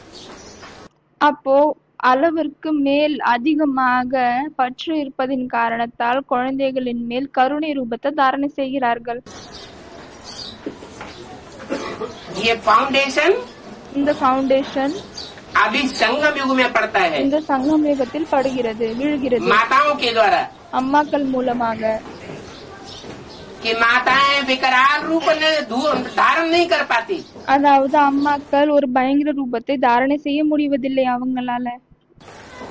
माता का स्वभाव அம்மாக்களின் சுபாவம் साकारी होता है। சாக்காரமாக இருக்கிறது. माता होती है साकारी அம்மா சாக்காரத்துல இருக்கிறாங்க, और बाप होता है निराकारी। தந்தை நிராகாரியாக இருக்கிறார். இதனுடைய அர்த்தம் ये नहीं है இது இல்லை, அதாவது कि सभी बाप 100% निराकारी होते हैं அனைத்து தந்தையும் 100% நிராகாரியாக இருக்கிறார்கள் என்று, और सभी माताएं மற்றும் அனைத்து அம்மாக்கள் 100% 100% साकारी होती है। नहीं, சாக்காரியாக இருக்கிறாங்க. இந்த மாதிரி இல்லை. जो देवभान का मादा है वो स्त्री चोले में पुरुषों के मुकाबले जास्ती होता है। தேகாபிமானத்தினுடைய அளவு ஆண்கள் விட பெண் உடலில் அதிகமாக இருக்கிறது. तो साकारी भाव होने के कारण எனவே அந்த சாக்கார தன்மை இருப்பதின் காரணத்தால் वो कमजोरी आ जाती है। அந்த பலவீனம் வருகிறது.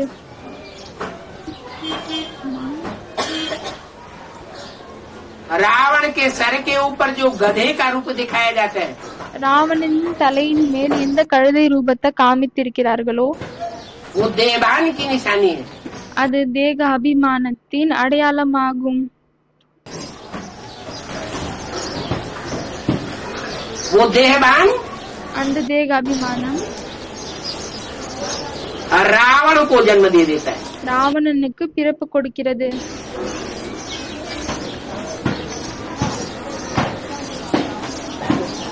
अगर वो रावण का सर ஒருவேளை அந்த ராவணனுடைய தலை जो 10 सिर दिखाए जाते हैं उनके ऊपर का जो सर है गधे का எந்த 10 தலை காமிச்சிருக்காங்களோ அதுக்கு மேல எந்த கழுதையினுடைய தலை இருக்கிறதோ वो न दिखाया जाए அது காமிக்காமல் இருந்தால் तो रावण का अस्तित्व खलास हो जाएगा। அப்பொழுது ராவணனுடைய இருப்பிடம் அதுவே காணாம போகும், முழுமையாக அழிந்துவிடும். उस गधे की रहबरी में वो 10 सिर पनपते रहते हैं। அந்த கழுதையினுடைய இருப்பிடத்தில் தான் அந்த 10 தலைகளும் இருக்கிறார்கள். 10 सिरों में 10 தலைகளில் राम का सिर भी कभी नंबर लेता है या नहीं लेता है? ராமர்னுடைய தலையும் எப்பயாவது தன்னுடைய நம்பரை எடுத்துக்கிறாங்களா இல்லையா? है? लेता है ना? எடுத்துக்கிறாரு இல்லையா? कब? எப்பொழுது? कलयुग अंत की जो शूटिंग होती है उस टाइम में। கலியுகத்தின் கடைசியில் எப்பொழுது ஷூட்டிங் நடக்கிறதோ அப்பொழுது, அந்த நேரத்தில். चारों युगों की शूटिंग में नहीं, 4 யுகத்தின் ஷூட்டிங்கில் இல்லை, सिर्फ है வெறும் कलयुग अंत की शूटिंग। கலியுகத்தின் கடைசியின் ஷூட்டிங்கில். तो सन 36 हुआ ஒருவேளை ஏத்துக்கோங்க, வருடம் 36 இருக்கிறது.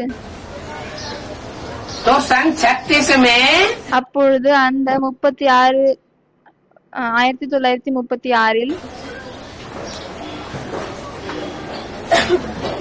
राम वाली आत्मा को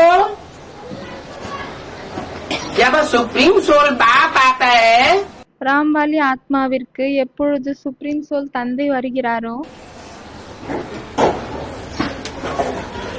तो ब्राह्मण बच्चा बनना पड़ता है या नहीं बनना पड़ता है? அப்பொழுது பிராமண குழந்தையாக ஆக வேண்டியது இருக்கிறதா இல்லையா? ब्राह्मण बने बिगड़ பிராமன் ஆகாம प्रजापिता था क्या? பிரஜாபிதாவாக இருந்தாங்களா என்ன? पहले क्या बनना पड़े? முதலில் என்ன ஆக வேண்டியதா ब्राह्मण बनना இருக்கிறது? पड़े। पहला பிராமன் ஆக வேண்டியதா இருக்கிறது. ब्राह्मण सो पहला देवता, முதல் பிராமணன் அவங்கதான் முதல் தேவதை. जो पहला देवता सो पहला क्षत्रिय, முதல் தேவதை தான் முதல் சத்திரியர். सो पहला वैश्य, सो पहला शूद्र। அவர்கள் தான் முதல் வைஷ்யர்கள், அதுவே முதல் சூத்ரர்கள் ஆவார்கள். तो सन 36 से पहले वो शूद्र, எனவே 1936க்கு முன்னால் அவர் சூத்ரராக இருந்தார். क्या என்ன? वो सन 36 में ही शूद्र नहीं, வெறும் 36ல் மட்டும் சூத்ரர் இல்லை. जब से कलयुग शुरू हुआ 1250 वर्ष पहले, எப்பொழுதிலிருந்து இந்த கலியுகம் ஆரம்பித்ததோ 12 அதாவது 1200 வருடங்களுக்கு முன்னாடி तब से ही वो पहला शूद्र था। அப்பொழுதிலிருந்தே அவர் முதல் சூத்ரராக இருந்தார்.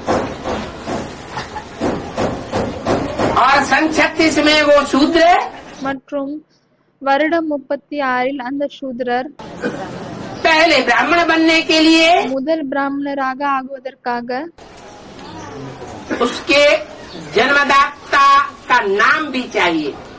அவருடைய ஜன்மதாத்தா அதாவது பிறப்பு கொடுக்கக்கூடிய தந்தையினுடைய பெயரும் வேணும். तो कौन हुआ जन्मदाता? எனவே ஜன்மம் கொடுக்கக்கூடியவர் யாராக இருக்கிறாங்க? उस ब्राह्मण बच्चा जो प्रजापिता அந்த பிராமண குழந்தை யார் பிரஜாபிதாவாக இருக்கிறாங்களோ के रूप में संसार में विख्यात होता है, அந்த ரூபத்தில் முழு உலகத்துக்கு முன்னாடியும் பிரசித்தமாகிறாரோ उसका जन्मदाता कौन हुआ? அவருடைய அப்பா யாராகிறாங்க?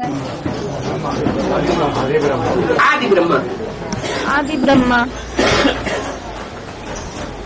जिसको कहा जाता है बड़ी थी बड़ी माँ। அவங்களுக்கு தான் என்ன சொல்றாங்க? ஜென்மதாத்தானா பிறப்பு கொடுக்கக்கூடியவங்க. அப்போ பெரியதிலும் பெரிய ஜென்மதாத்தா. இவருக்கு பிறப்பு கொடுக்கக்கூடியவங்க அம்மா யாருன்னு பாத்தீங்கன்னா ஆதி பிரம்மா. அவங்களுக்கு தான் என்ன சொல்றாங்க? பெரியதிலும் பெரிய அம்மா என்று சொல்கிறார்கள். तो उस आत्मा के साथ प्रजापिता का पहला संबंध क्या बना? அப்பொழுது அந்த ஆத்மாவோடு பிரஜாபிதாவினுடைய முதல் சம்பந்தம் என்னவாகிறது? इस सृष्टि रूपी रंगमंच में पहला संबंध क्या हुआ? இந்த சிருஷ்டி ரூபமான நாடக மேடையில் முதல் சம்பந்தம் என்னவாகிறது? है? बच्चा, குழந்தை. वो माता हुई, அவங்க அம்மாவாகிறாங்க वो बच्चा हुआ, மற்றும் அவர் குழந்தையாகிறாரு. माता तो गुरु भी बन गई,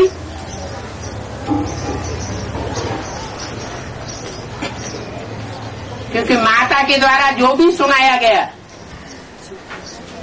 அம்மா குருவாகவும் ஆகுகிறாங்க. ஏன்னா அம்மா மூலமாக என்னெல்லாம் சொன்னாரோ भले सुना हुआ सुनाया गया, பலே கேட்டதுதான் அவங்களும் சொன்னாங்க.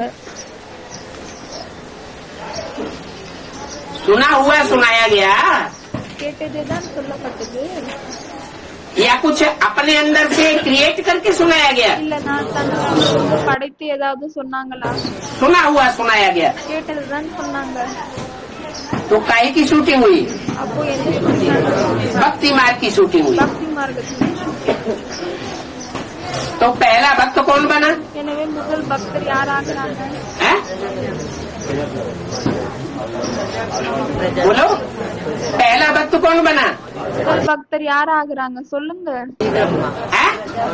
कोई कहता है जगत माता, யாரோ சொல்றாங்க ஜெகத் कोई மாதா, कहता है प्रजापिता, சிலர் சொல்றாங்க பிரஜாபிதா, है? आदि ब्रह्मा, कोई कहता है प्रजापिता, யாரோ சொல்றாங்க ஆதி பிரம்மா, இல்ல சிலர் சொல்றாங்க பிரஜாபிதா. है? अरे अरे पहला भक्त कौन बना? முதல் பக்தர் யாரா இருக்கிறாங்க? प्रजापिता आदि ब्रह्मा। யார சொல்றாங்க? பிரஜாபிதா. பாபா கேக்குறாரு பிரஜாபிதாவா? திருப்பி அவங்க மாத்தி சொல்றாங்க ஆதி பிரம்மா. அதுக்கு பாபா கேக்குறாரு ஆதி பிரம்மாவா? ये तो लड़ाई हो गई। பாபா சொல்றாரு இது ஒரு சண்டை ஏற்படுது. है? सुना हुआ सुनाया तो सुनना सुनाना है भक्ति मार्ग। கேட்டதை அவங்க சொன்னாங்க, அப்போ கேட்டதை சொல்றது இது வந்து பக்தி மார்க்கம் ஆகுகிறது. सुनना सुनाना है भक्ति मार्ग। तो प्रजापिता ने सुना तो கேட்பது மற்றும் சொல்வது இது பக்தி மார்க்கம் ஆகுகிறது. எனவே பிரஜாபிதா கேட்டாரா இல்லையா? है? तो भक्त नहीं हुआ। அப்ப அவர் பக்தர் ஆகலையா என்ன? है?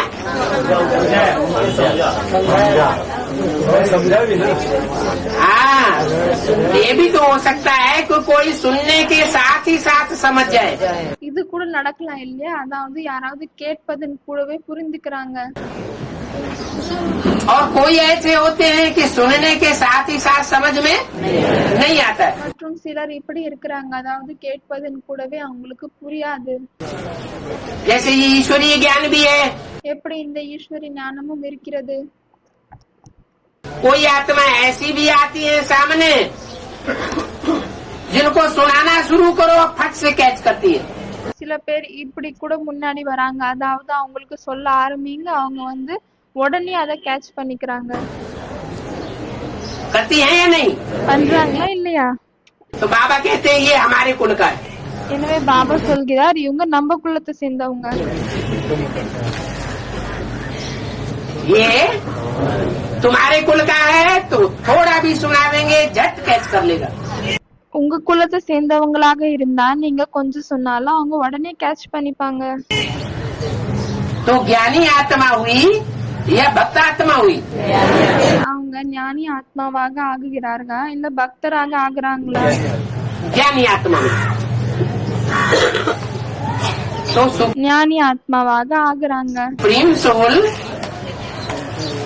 शिव जब परम धाम से आते हैं சுப்ரீம் சோல் சிவன் எப்பொழுது பரம்தாமத்தில் இருந்து வராரோ तो अकेले आते हैं या ज्ञान भक्ति और वैराग அப்பொழுது தனியாக வருகிறாரா இல்ல ஞானம் பக்தி வைராகியம் तीनों की त्रिवेणी लेकर के आते हैं? இல்ல நான் மூணுத்தினுடைய அந்த திரிவேணிய கூட்டுன்னு வராரா?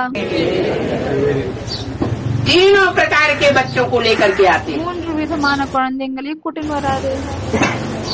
शिव ज्योति बिंदु अकेला नहीं आता। சிவஜோதி பிந்து தனியாக வருவதில்லை, अकेला जन्म नहीं लेता। தனியாக प्रत्यक्षता பிறப்பு எடுப்பதில்லை, தனியாக வெளிப்படுவதில்லை. रूपी जन्म भी अकेला नहीं होता।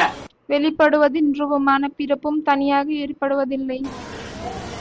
एक मूर्ति से भी प्रत्यक्ष नहीं होता। ஒரு மூர்த்தியின் மூலமாகவும் பிரத்யட்சமாகுவதில்லை. दो मूर्तियों से भी पूरा प्रत्यक्ष नहीं होता। இரண்டு மூர்த்திகள் மூலமாகவும் முழுமையாக வெளிப்படுவதில்லை. कितनी मूर्तियाँ चाहिए? எத்தனை மூர்த்திகள் தேவை? 3 मूर्तियाँ चाहिए। மும்மூர்த்திகள் தேவை. अभी भी 3 मूर्तियाँ रंगमंच पर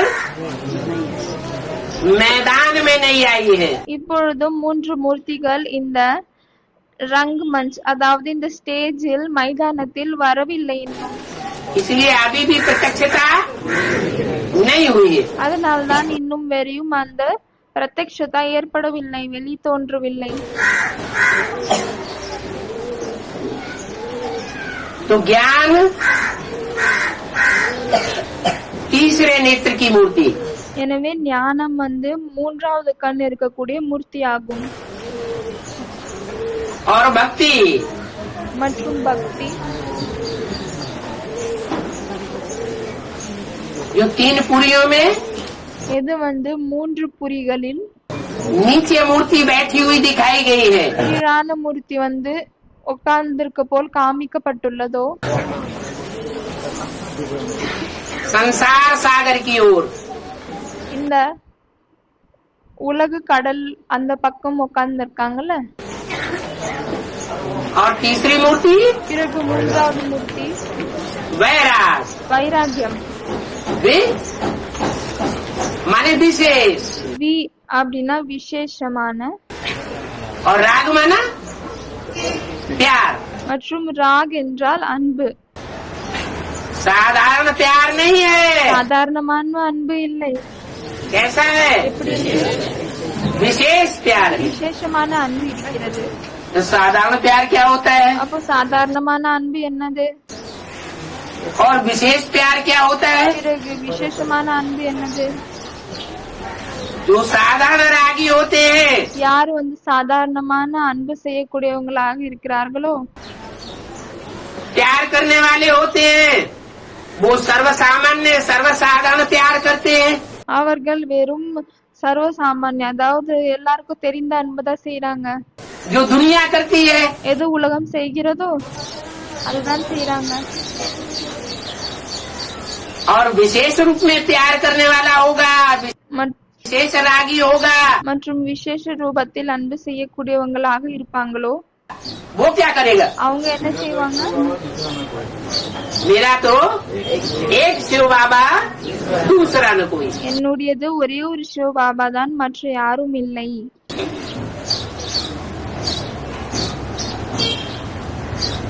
அப்படிப்பட்ட ஸ்டேஜில் இருப்பாங்க அவங்க. तो एक शिव बाबा, எனவே ஒரு சிவ பாபா, जब शिव बाबा कहा जाता है எப்பொழுது சிவ பாபா என்று சொல்லப்படுகிறதோ तो साकार होना चाहिए या निराकार होना चाहिए, दोनों का मेल होना चाहिए। அப்போ சாக்காரா இருக்கணுமா, நிராகாரா இருக்கணுமா, இல்ல ரெண்டு ரூபமும் இணைந்து இருக்கணுமா? तो वैरागी के लिए भी पक्का वैरागी तब कहा जाएगा எனவே வைராகியத்துக்கும் பக்காவான வைராகியம் என்று அப்பொழுதுதான் சொல்ல முடியும், जब साकार और निराकार का जो मेल है எப்பொழுது சாக்கார் மற்றும் நிராகாரனுடைய இணைந்து ரூபம் இருக்கிறதோ उसको भी पहचानने वाला हो। அதையும் அவன் தெரிந்து கொள்ளக்கூடியவனாக இருக்க வேண்டும். यज्ञ के आदि में யக்னத்தினுடைய ஆரம்பத்தில் पहचानने की बात नहीं है। தெரிந்து கொள்வதின் விஷயம் இல்லை. तीनों मूर्तियों में से மும்மூர்த்திகளில் एक मूर्ति के अलावा ஒரு மூர்த்தியை தவிர और कोई ने भी सुप्रीम सोल बाप के उस स्वरूप को नहीं पहचाना, சுப்ரீம் கோர்ட் தந்தையினுடைய அந்த ஸ்வரூபத்தை தெரிந்து கொள்ளவில்லை. इसके लिए बोला है இதற்காக சொல்லப்பட்டிருக்கிறது, अलग को मिला अल्लाह और बे को मिली बादशाही। அதற்கு தான் என்ன சொல்லப்பட்டிருக்கிறது? அலஃப்க்கு அல்லாஹ் கிடைத்து விட்டார், மற்றும் பேக்கு பாட்ஷாய் கிடைத்திருக்கு. बादशाही या गदाही, அத பாதசாஹின்னு சொல்ல முடியுமா, ராஜாங்கம் சொல்ல முடியுமா, இல்ல கழுத தன்மைன்னு சொல்லணுமா? क्यों? ईश्वर आकर के जो यज्ञ रचता है, उस यज्ञ की कंट्रोलिंग पावर अगर किसी को मिले, ஏன் ஈஸ்வர் எந்த யக்னத்தை படைக்கிறாரோ அந்த யக்னத்தினுடைய கண்ட்ரோலிங் பவர் யாருக்குன்னா கிடைத்தால் तो वो गधाई है या राजाई है? அது ராஜாங்கமா இல்லன்னா கழுதத்தன்மையா? क्यों? हाँ, राजाई की अगर बात बुद्धि में आती है ராஜாங்கத்தினுடைய விஷயம் ஒருவேளை புத்தியில் வருது என்றால் तो मनमना भव नहीं हुआ। அப்பொழுது மன்மனா பவ் ஆகவில்லை. क्यों? ஏன்? क्योंकि बाप कहते हैं ஏனென்றால் தந்தை சொல்கிறார், मैं तुम बच्चों का நான் உங்க குழந்தைங்களான உங்களுடைய ओबीडेंट सर्वेंट बन करके आता हूँ। ஒபீடியன்ட் சர்வெண்டாக வருகிறேன். तो बाप के अंदर तो ये भाव है எனவே தந்தைக்குள் இந்த பாவனை இருக்கிறது, कि बच्चों का ओबीडेंट सर्वेंट बन करके आता है அதாவது குழந்தைகளின் ஒபீடியன்ட் சர்வெண்டாக ஆகி வருகிறார். और बच्चों के अंदर மற்றும் குழந்தைகளுக்குள் राजाई का भाव पैदा हो जाता है, ராஜாங்கத்தினுடைய பாவனை வருகிறது, कंट्रोलर बन करके बैठने का भाव पैदा हो जाता है। கண்ட்ரோலர் ஆகி உட்காரக்கூடிய அந்த பாவனை வருகிறது. तो मनमना भव नहीं कहा जा सकता। जो बाप அப்பொழுது மன்மனாபவ் என்று சொல்ல முடியாது. का संकल्प 100 बच्चों का संकल्प नहीं कहा जा सकता। எது தந்தையினுடைய சங்கல்பமோ அதுதான் குழந்தையுடைய சங்கல்பம் என்று சொல்ல முடியாது. बस यहाँ से ही रावण की रावणियत शुरू हो जाती है। அவ்வளவுதான், இங்க இருந்து தான் ராவணனுடைய அந்த குணம் வந்து ஆரம்பிக்குது.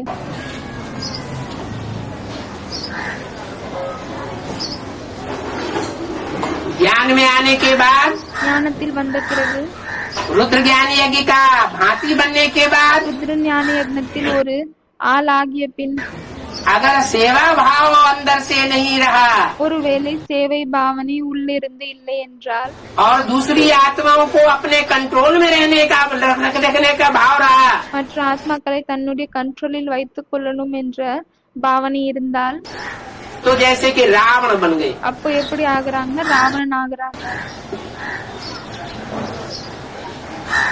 63 जन्म मनुष्य आत्माओं ने शासन की भूख में आकर के 63 ஜென்மங்கள் மனித ஆத்மாக்கள் ஆட்சியின் பசியில் வந்து सारी दुनिया को रुलाया। முழு உலகத்தையும் அழ வைத்தனர்.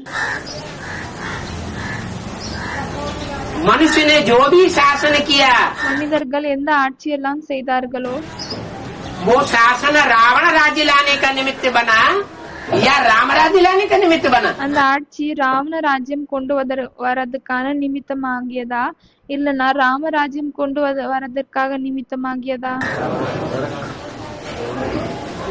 रावण राज्य आया। ராவண ராஜ்யம் தான் வந்தது.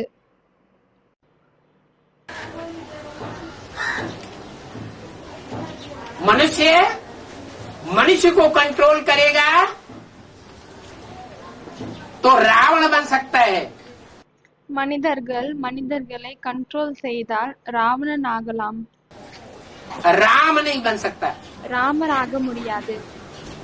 इसलिए भक्ति मार्ग की परंपरा में आज भी 33 करोड़ देवताओं में से एक ही देवता है जिसको स्वतंत्रता का सम्राट माना जाता है। அதனால்தான் இப்பொழுது வரையும் பக்தி மார்க்கத்தில் இருக்கக்கூடிய பரம்பரையில் 33 கோடி தேவதைகளில் வெறும் ஒரே ஒரு தேவதை மட்டும்தான் சுதந்திரத்தின் சம்ராட் என்று சொல்லப்படுகிறது. स्वतंत्र रहो और स्वतंत्र रहने दो। சுதந்திரமாக இருங்கள் மற்றும் சுதந்திரமாக இருக்க விடுங்கள். ज्ञान में आने का मतलब क्या है? ஞானத்தின் வருவதின் அர்த்தம் என்ன? भले मुरली में बोला हुआ है कि अपनी रचना को अपने कंट्रोल में रखना चाहिए। பலே முரளியில் சொல்லப்பட்டிருக்கிறது, அதாவது தன்னுடைய படைப்பை தன்னுடைய கண்ட்ரோலில் வைத்துக் கொள்ளணும். पहली रचना कौन है?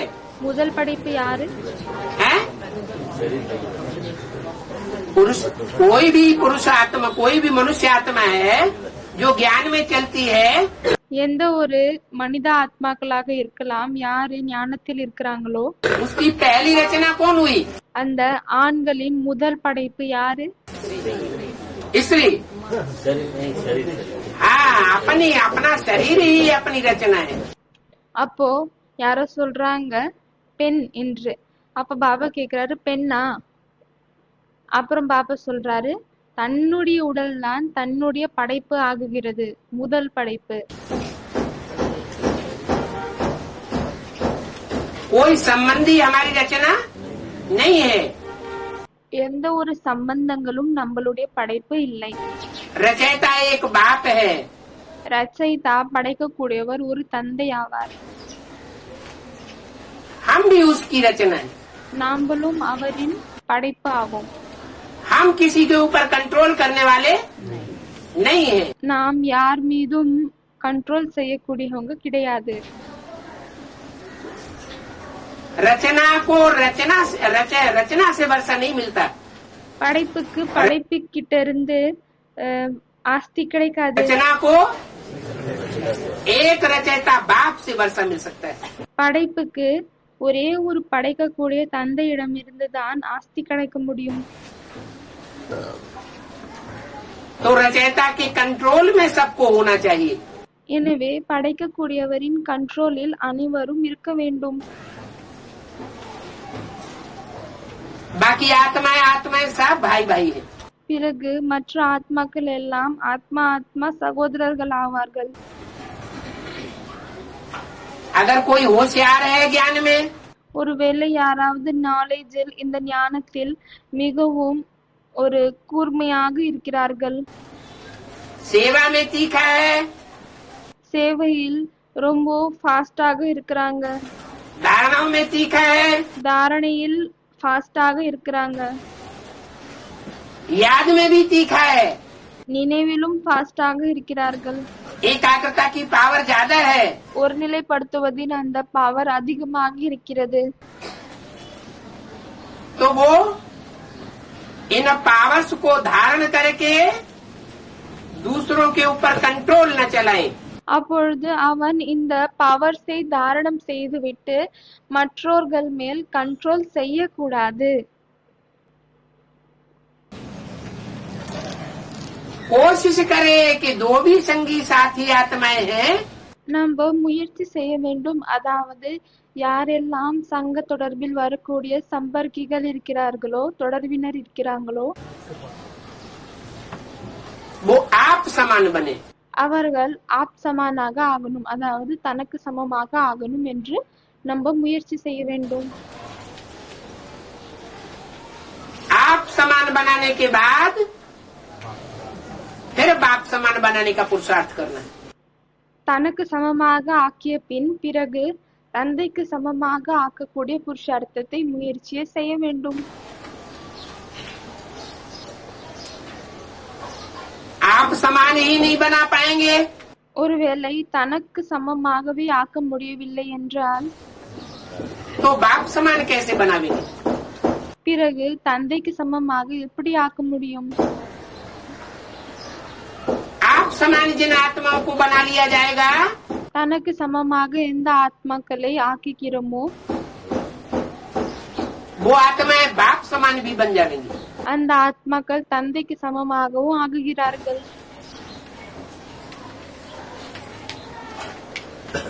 बाप है सूर्य, தந்தை சூரியன் ஆவார். तो बच्चों को भी क्या बनना है? பிறகு குழந்தைகளுக்கும் என்ன ஆக வேண்டும்? हैं? सूर्यवंशी बनना है। சூரியவன்ஷியாக ஆக तो வேண்டும். सूर्यवंशी खुद बनना है और दूसरों को भी बनाना है। பிறகு சூரியவன்ஷி நம்மளே ஆகணும், பிறகு மற்றவர்களையும் ஆக்கணும். अगर चंद्रवंशी का नशा आता है,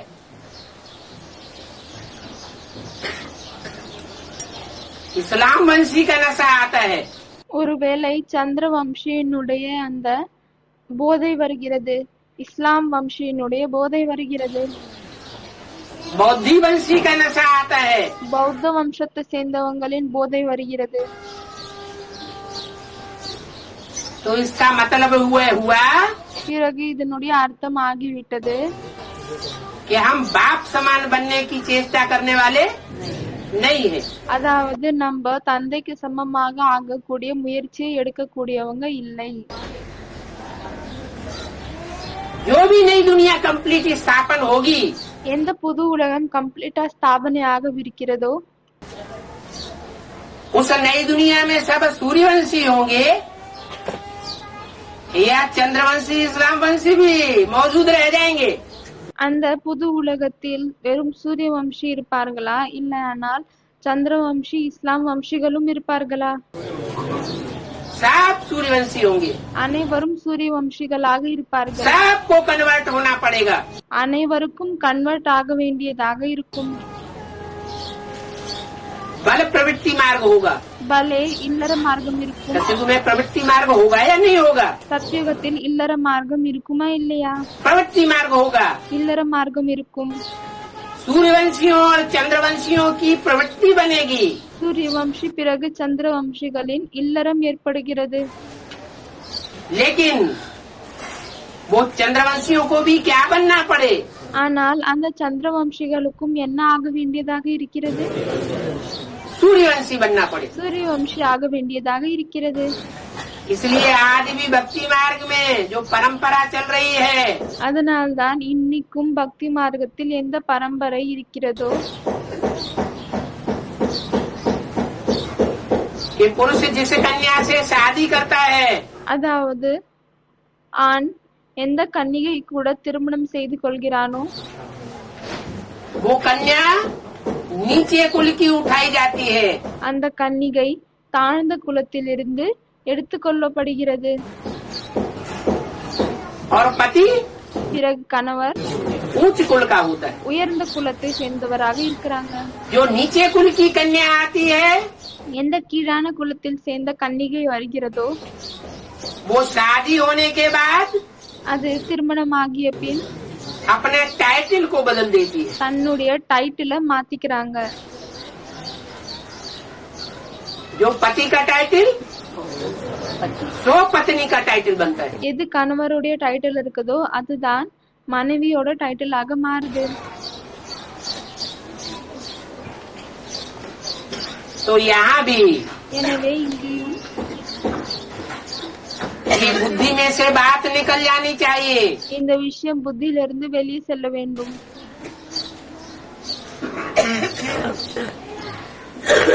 कि हमने अमुक धर्म का चोला पहना हुआ है, हम अमुक धर्म की आत्मा है. அதாவது நம்ம அந்த தர்மத்தை சேர்ந்த ஒரு குறிப்பிட்ட தர்மத்தை சேர்ந்த உடலை எடுத்திருக்கோம், அதனால நம்ம அந்த குறிப்பிட்ட தர்மத்தை சேர்ந்த ஆத்மாவாவோம். இந்த விஷயத்தை புத்தியில இருந்து எடுத்து விடணும். ठीक है. सूर्यवंशी आत्माएं आखिरी जन्म में आकर के नीचे गिरती है. அது சரிதான். ஏன்னா சூரியவம்சி ஆத்மாக்கள் கடைசியில் கீழே விழுறாங்க. दूसरे धर्मों का लबादा ओढ़ लेती है. மற்ற தர்மத்தினுடைய அந்த பெட்ஷீட்டை அவங்க போத்திக்கிறாங்க. छिलका चढ़ जाता है. தோல் ஏறுகிறது. लेकिन वो छिलका ஆனால் அந்த தோல் सतयुग में काबिज नहीं रहेगा. சத்தியுகத்தில் இருக்காது. का छिलका है. அது தேகாபிமானத்தின் தோலாகும். जो आत्माभिमान का छिलका नहीं है, அது ஆத்மாபிமானத்தினுடைய தோல் இல்லை. कोई भी आत्मा எந்த ஒரு ஆத்மாவும்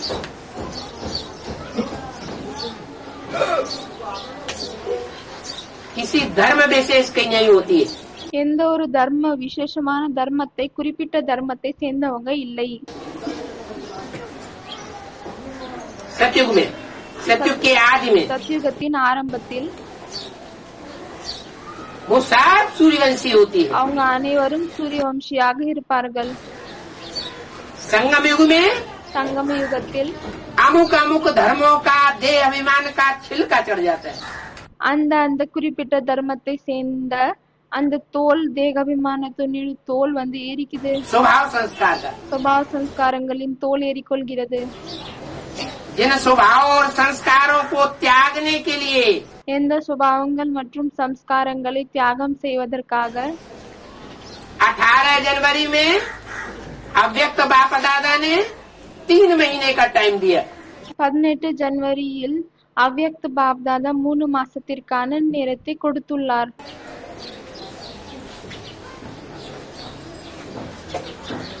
ये 63 जन्म के स्वभाव संस्कार இந்த 63 ஜன்மத்தினுடைய சுபாவ சம்ஸ்காரங்கள் इस आखिरी जन्म में त्यागने. இந்த கடைசி ஜன்மத்தில் தியாகம் செய்ய வேண்டும். जो पहले त्यागन करेंगे वो परम धाम में ऊंची सी ऊंची स्टेज में स्थित रहने वाली आत्माएं बनेंगी. யாரு முதலில் தியாகம் செய்கிறார்களோ அவர்கள் பரம்தாமத்தில் உயர்ந்ததிலும் உயர்ந்த நிலையில் நிற்கக்கூடியவங்களாக இருப்பாங்க. और जो बाद में त्यागन करेंगे वो परम धाम की नीची स्टेज में आने वाले बनेंगे. பிறகு யார் தியாகம் செய்கிறார்களோ அவர்கள் பரம்தாமத்தில் கீழான ஸ்டேஜில் வரக்கூடியவர்களாக இருப்பார்கள். बल सतयुग के आदि में 9 लाख आत्माएं होती हैं. பலே சத்யுகத்தின் ஆரம்பத்தில் 9 லட்சம் ஆத்மாக்கள் இருக்கிறார்கள்.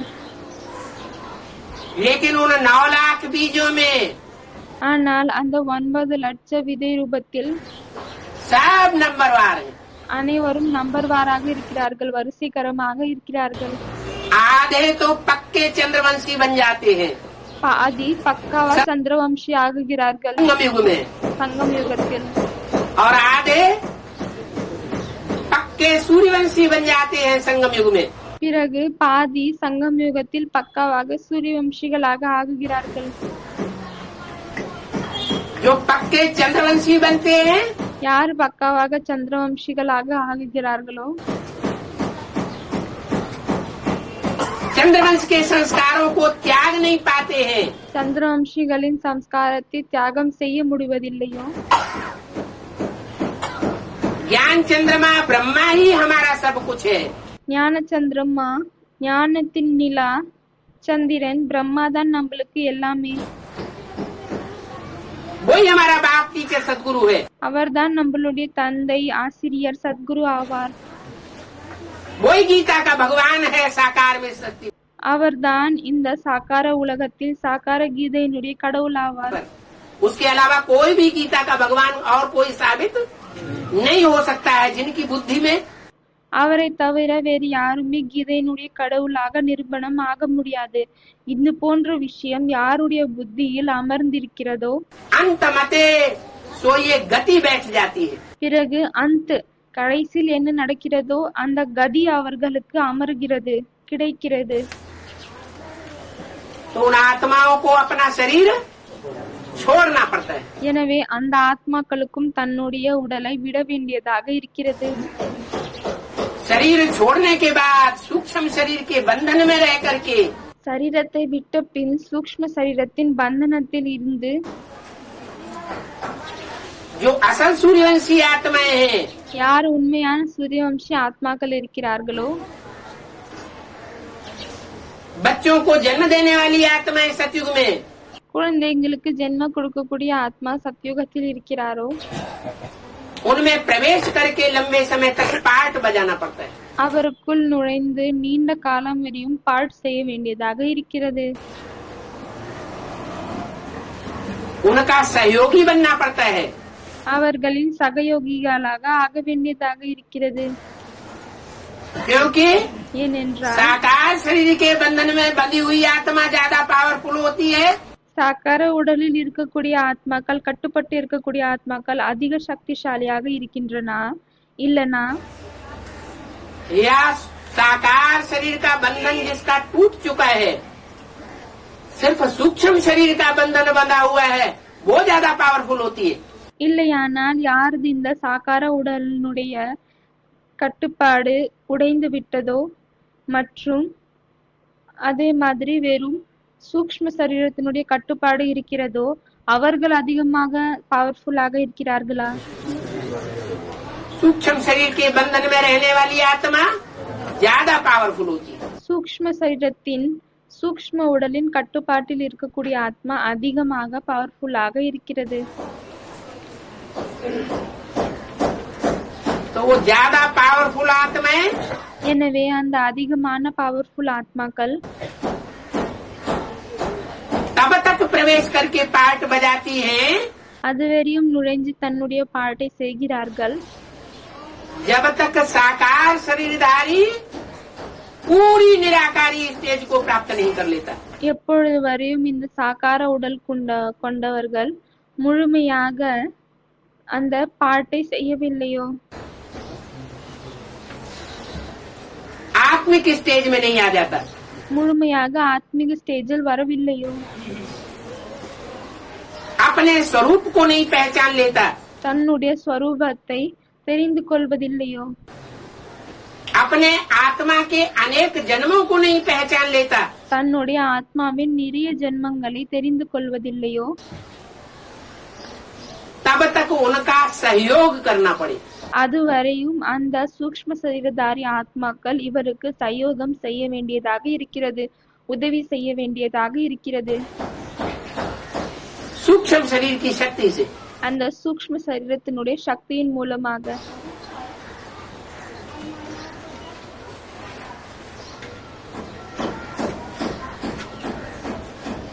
उसका स्वरूप दिखाया गया है அதனுடைய ஸ்வரூபத்தை காமித்திருக்கிறார்கள். एक आत्मा का मिसाल दिया जाता है, ஒரு ஆத்மாவினுடைய எடுத்துக்காட்டு தரப்படுகிறது. ऐसे ही दूसरी आत्माएं भी मानी जा सकती। அதே போல்தான் மற்ற ஆத்மாக்களும் ஏற்றுக்கொள்ள முடியும். क्या मिसाल है, क्या चित्र है, என்ன எடுத்துக்காட்டு இருக்கிறது, என்ன படம் இருக்கிறது? है? अर्धनारीश्वर, அர்த்தநாரீஸ்வர், आधा स्त्री आधा पुरुष, பாதி பெண் பாதி ஆண், शक्ति और शिव का स्वरूप। சக்தி பிறகு சிவனுடைய ஸ்வரூபம். सारी शक्ति उस आत्मा की कार्य करती है। முழு சக்தியும் அந்த ஆத்மாவின் காரியம் செய்கிறது. साकार शरीरधारी बंधन में बंद करके रहता है, சாக்கார உடல் கொண்டவங்க பந்தனத்தில் கட்டுப்பட்டு இருக்கிறாங்க. उतने बड़े कार्य नहीं कर सकता। அவ்வளவு பெரிய காரியத்தை செய்ய முடியாது. सूक्ष्म शरीरधारी अभी अभी यहाँ प्रवेश करके कार्य कर सकता है, अभी अभी दूसरे बच्चों में प्रवेश करके कार्य कर सकता है। சூக்ஷ்ம சரீரதாரி இப்பொழுதுதான் இங்கு இருந்து வேலை செய்ய முடியும். அதே போல் இப்ப இங்கு இருந்து இன்னொரு ஆத்மாக்குள் சென்று வேலை செய்ய முடியும். तुम बच्चों में मम्मा बाबा प्रवेश करते हैं, குழந்தைகளான உங்களில் மம்மா பாபா நுழைகிறாங்க.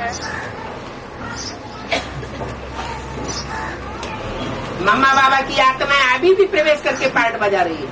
மம்மா பாபாவினுடைய ஆத்மா இன்னும் வரையும் நுழைந்து தன்னுடைய காரியத்தை செய்து கொள்கிறார்கள்.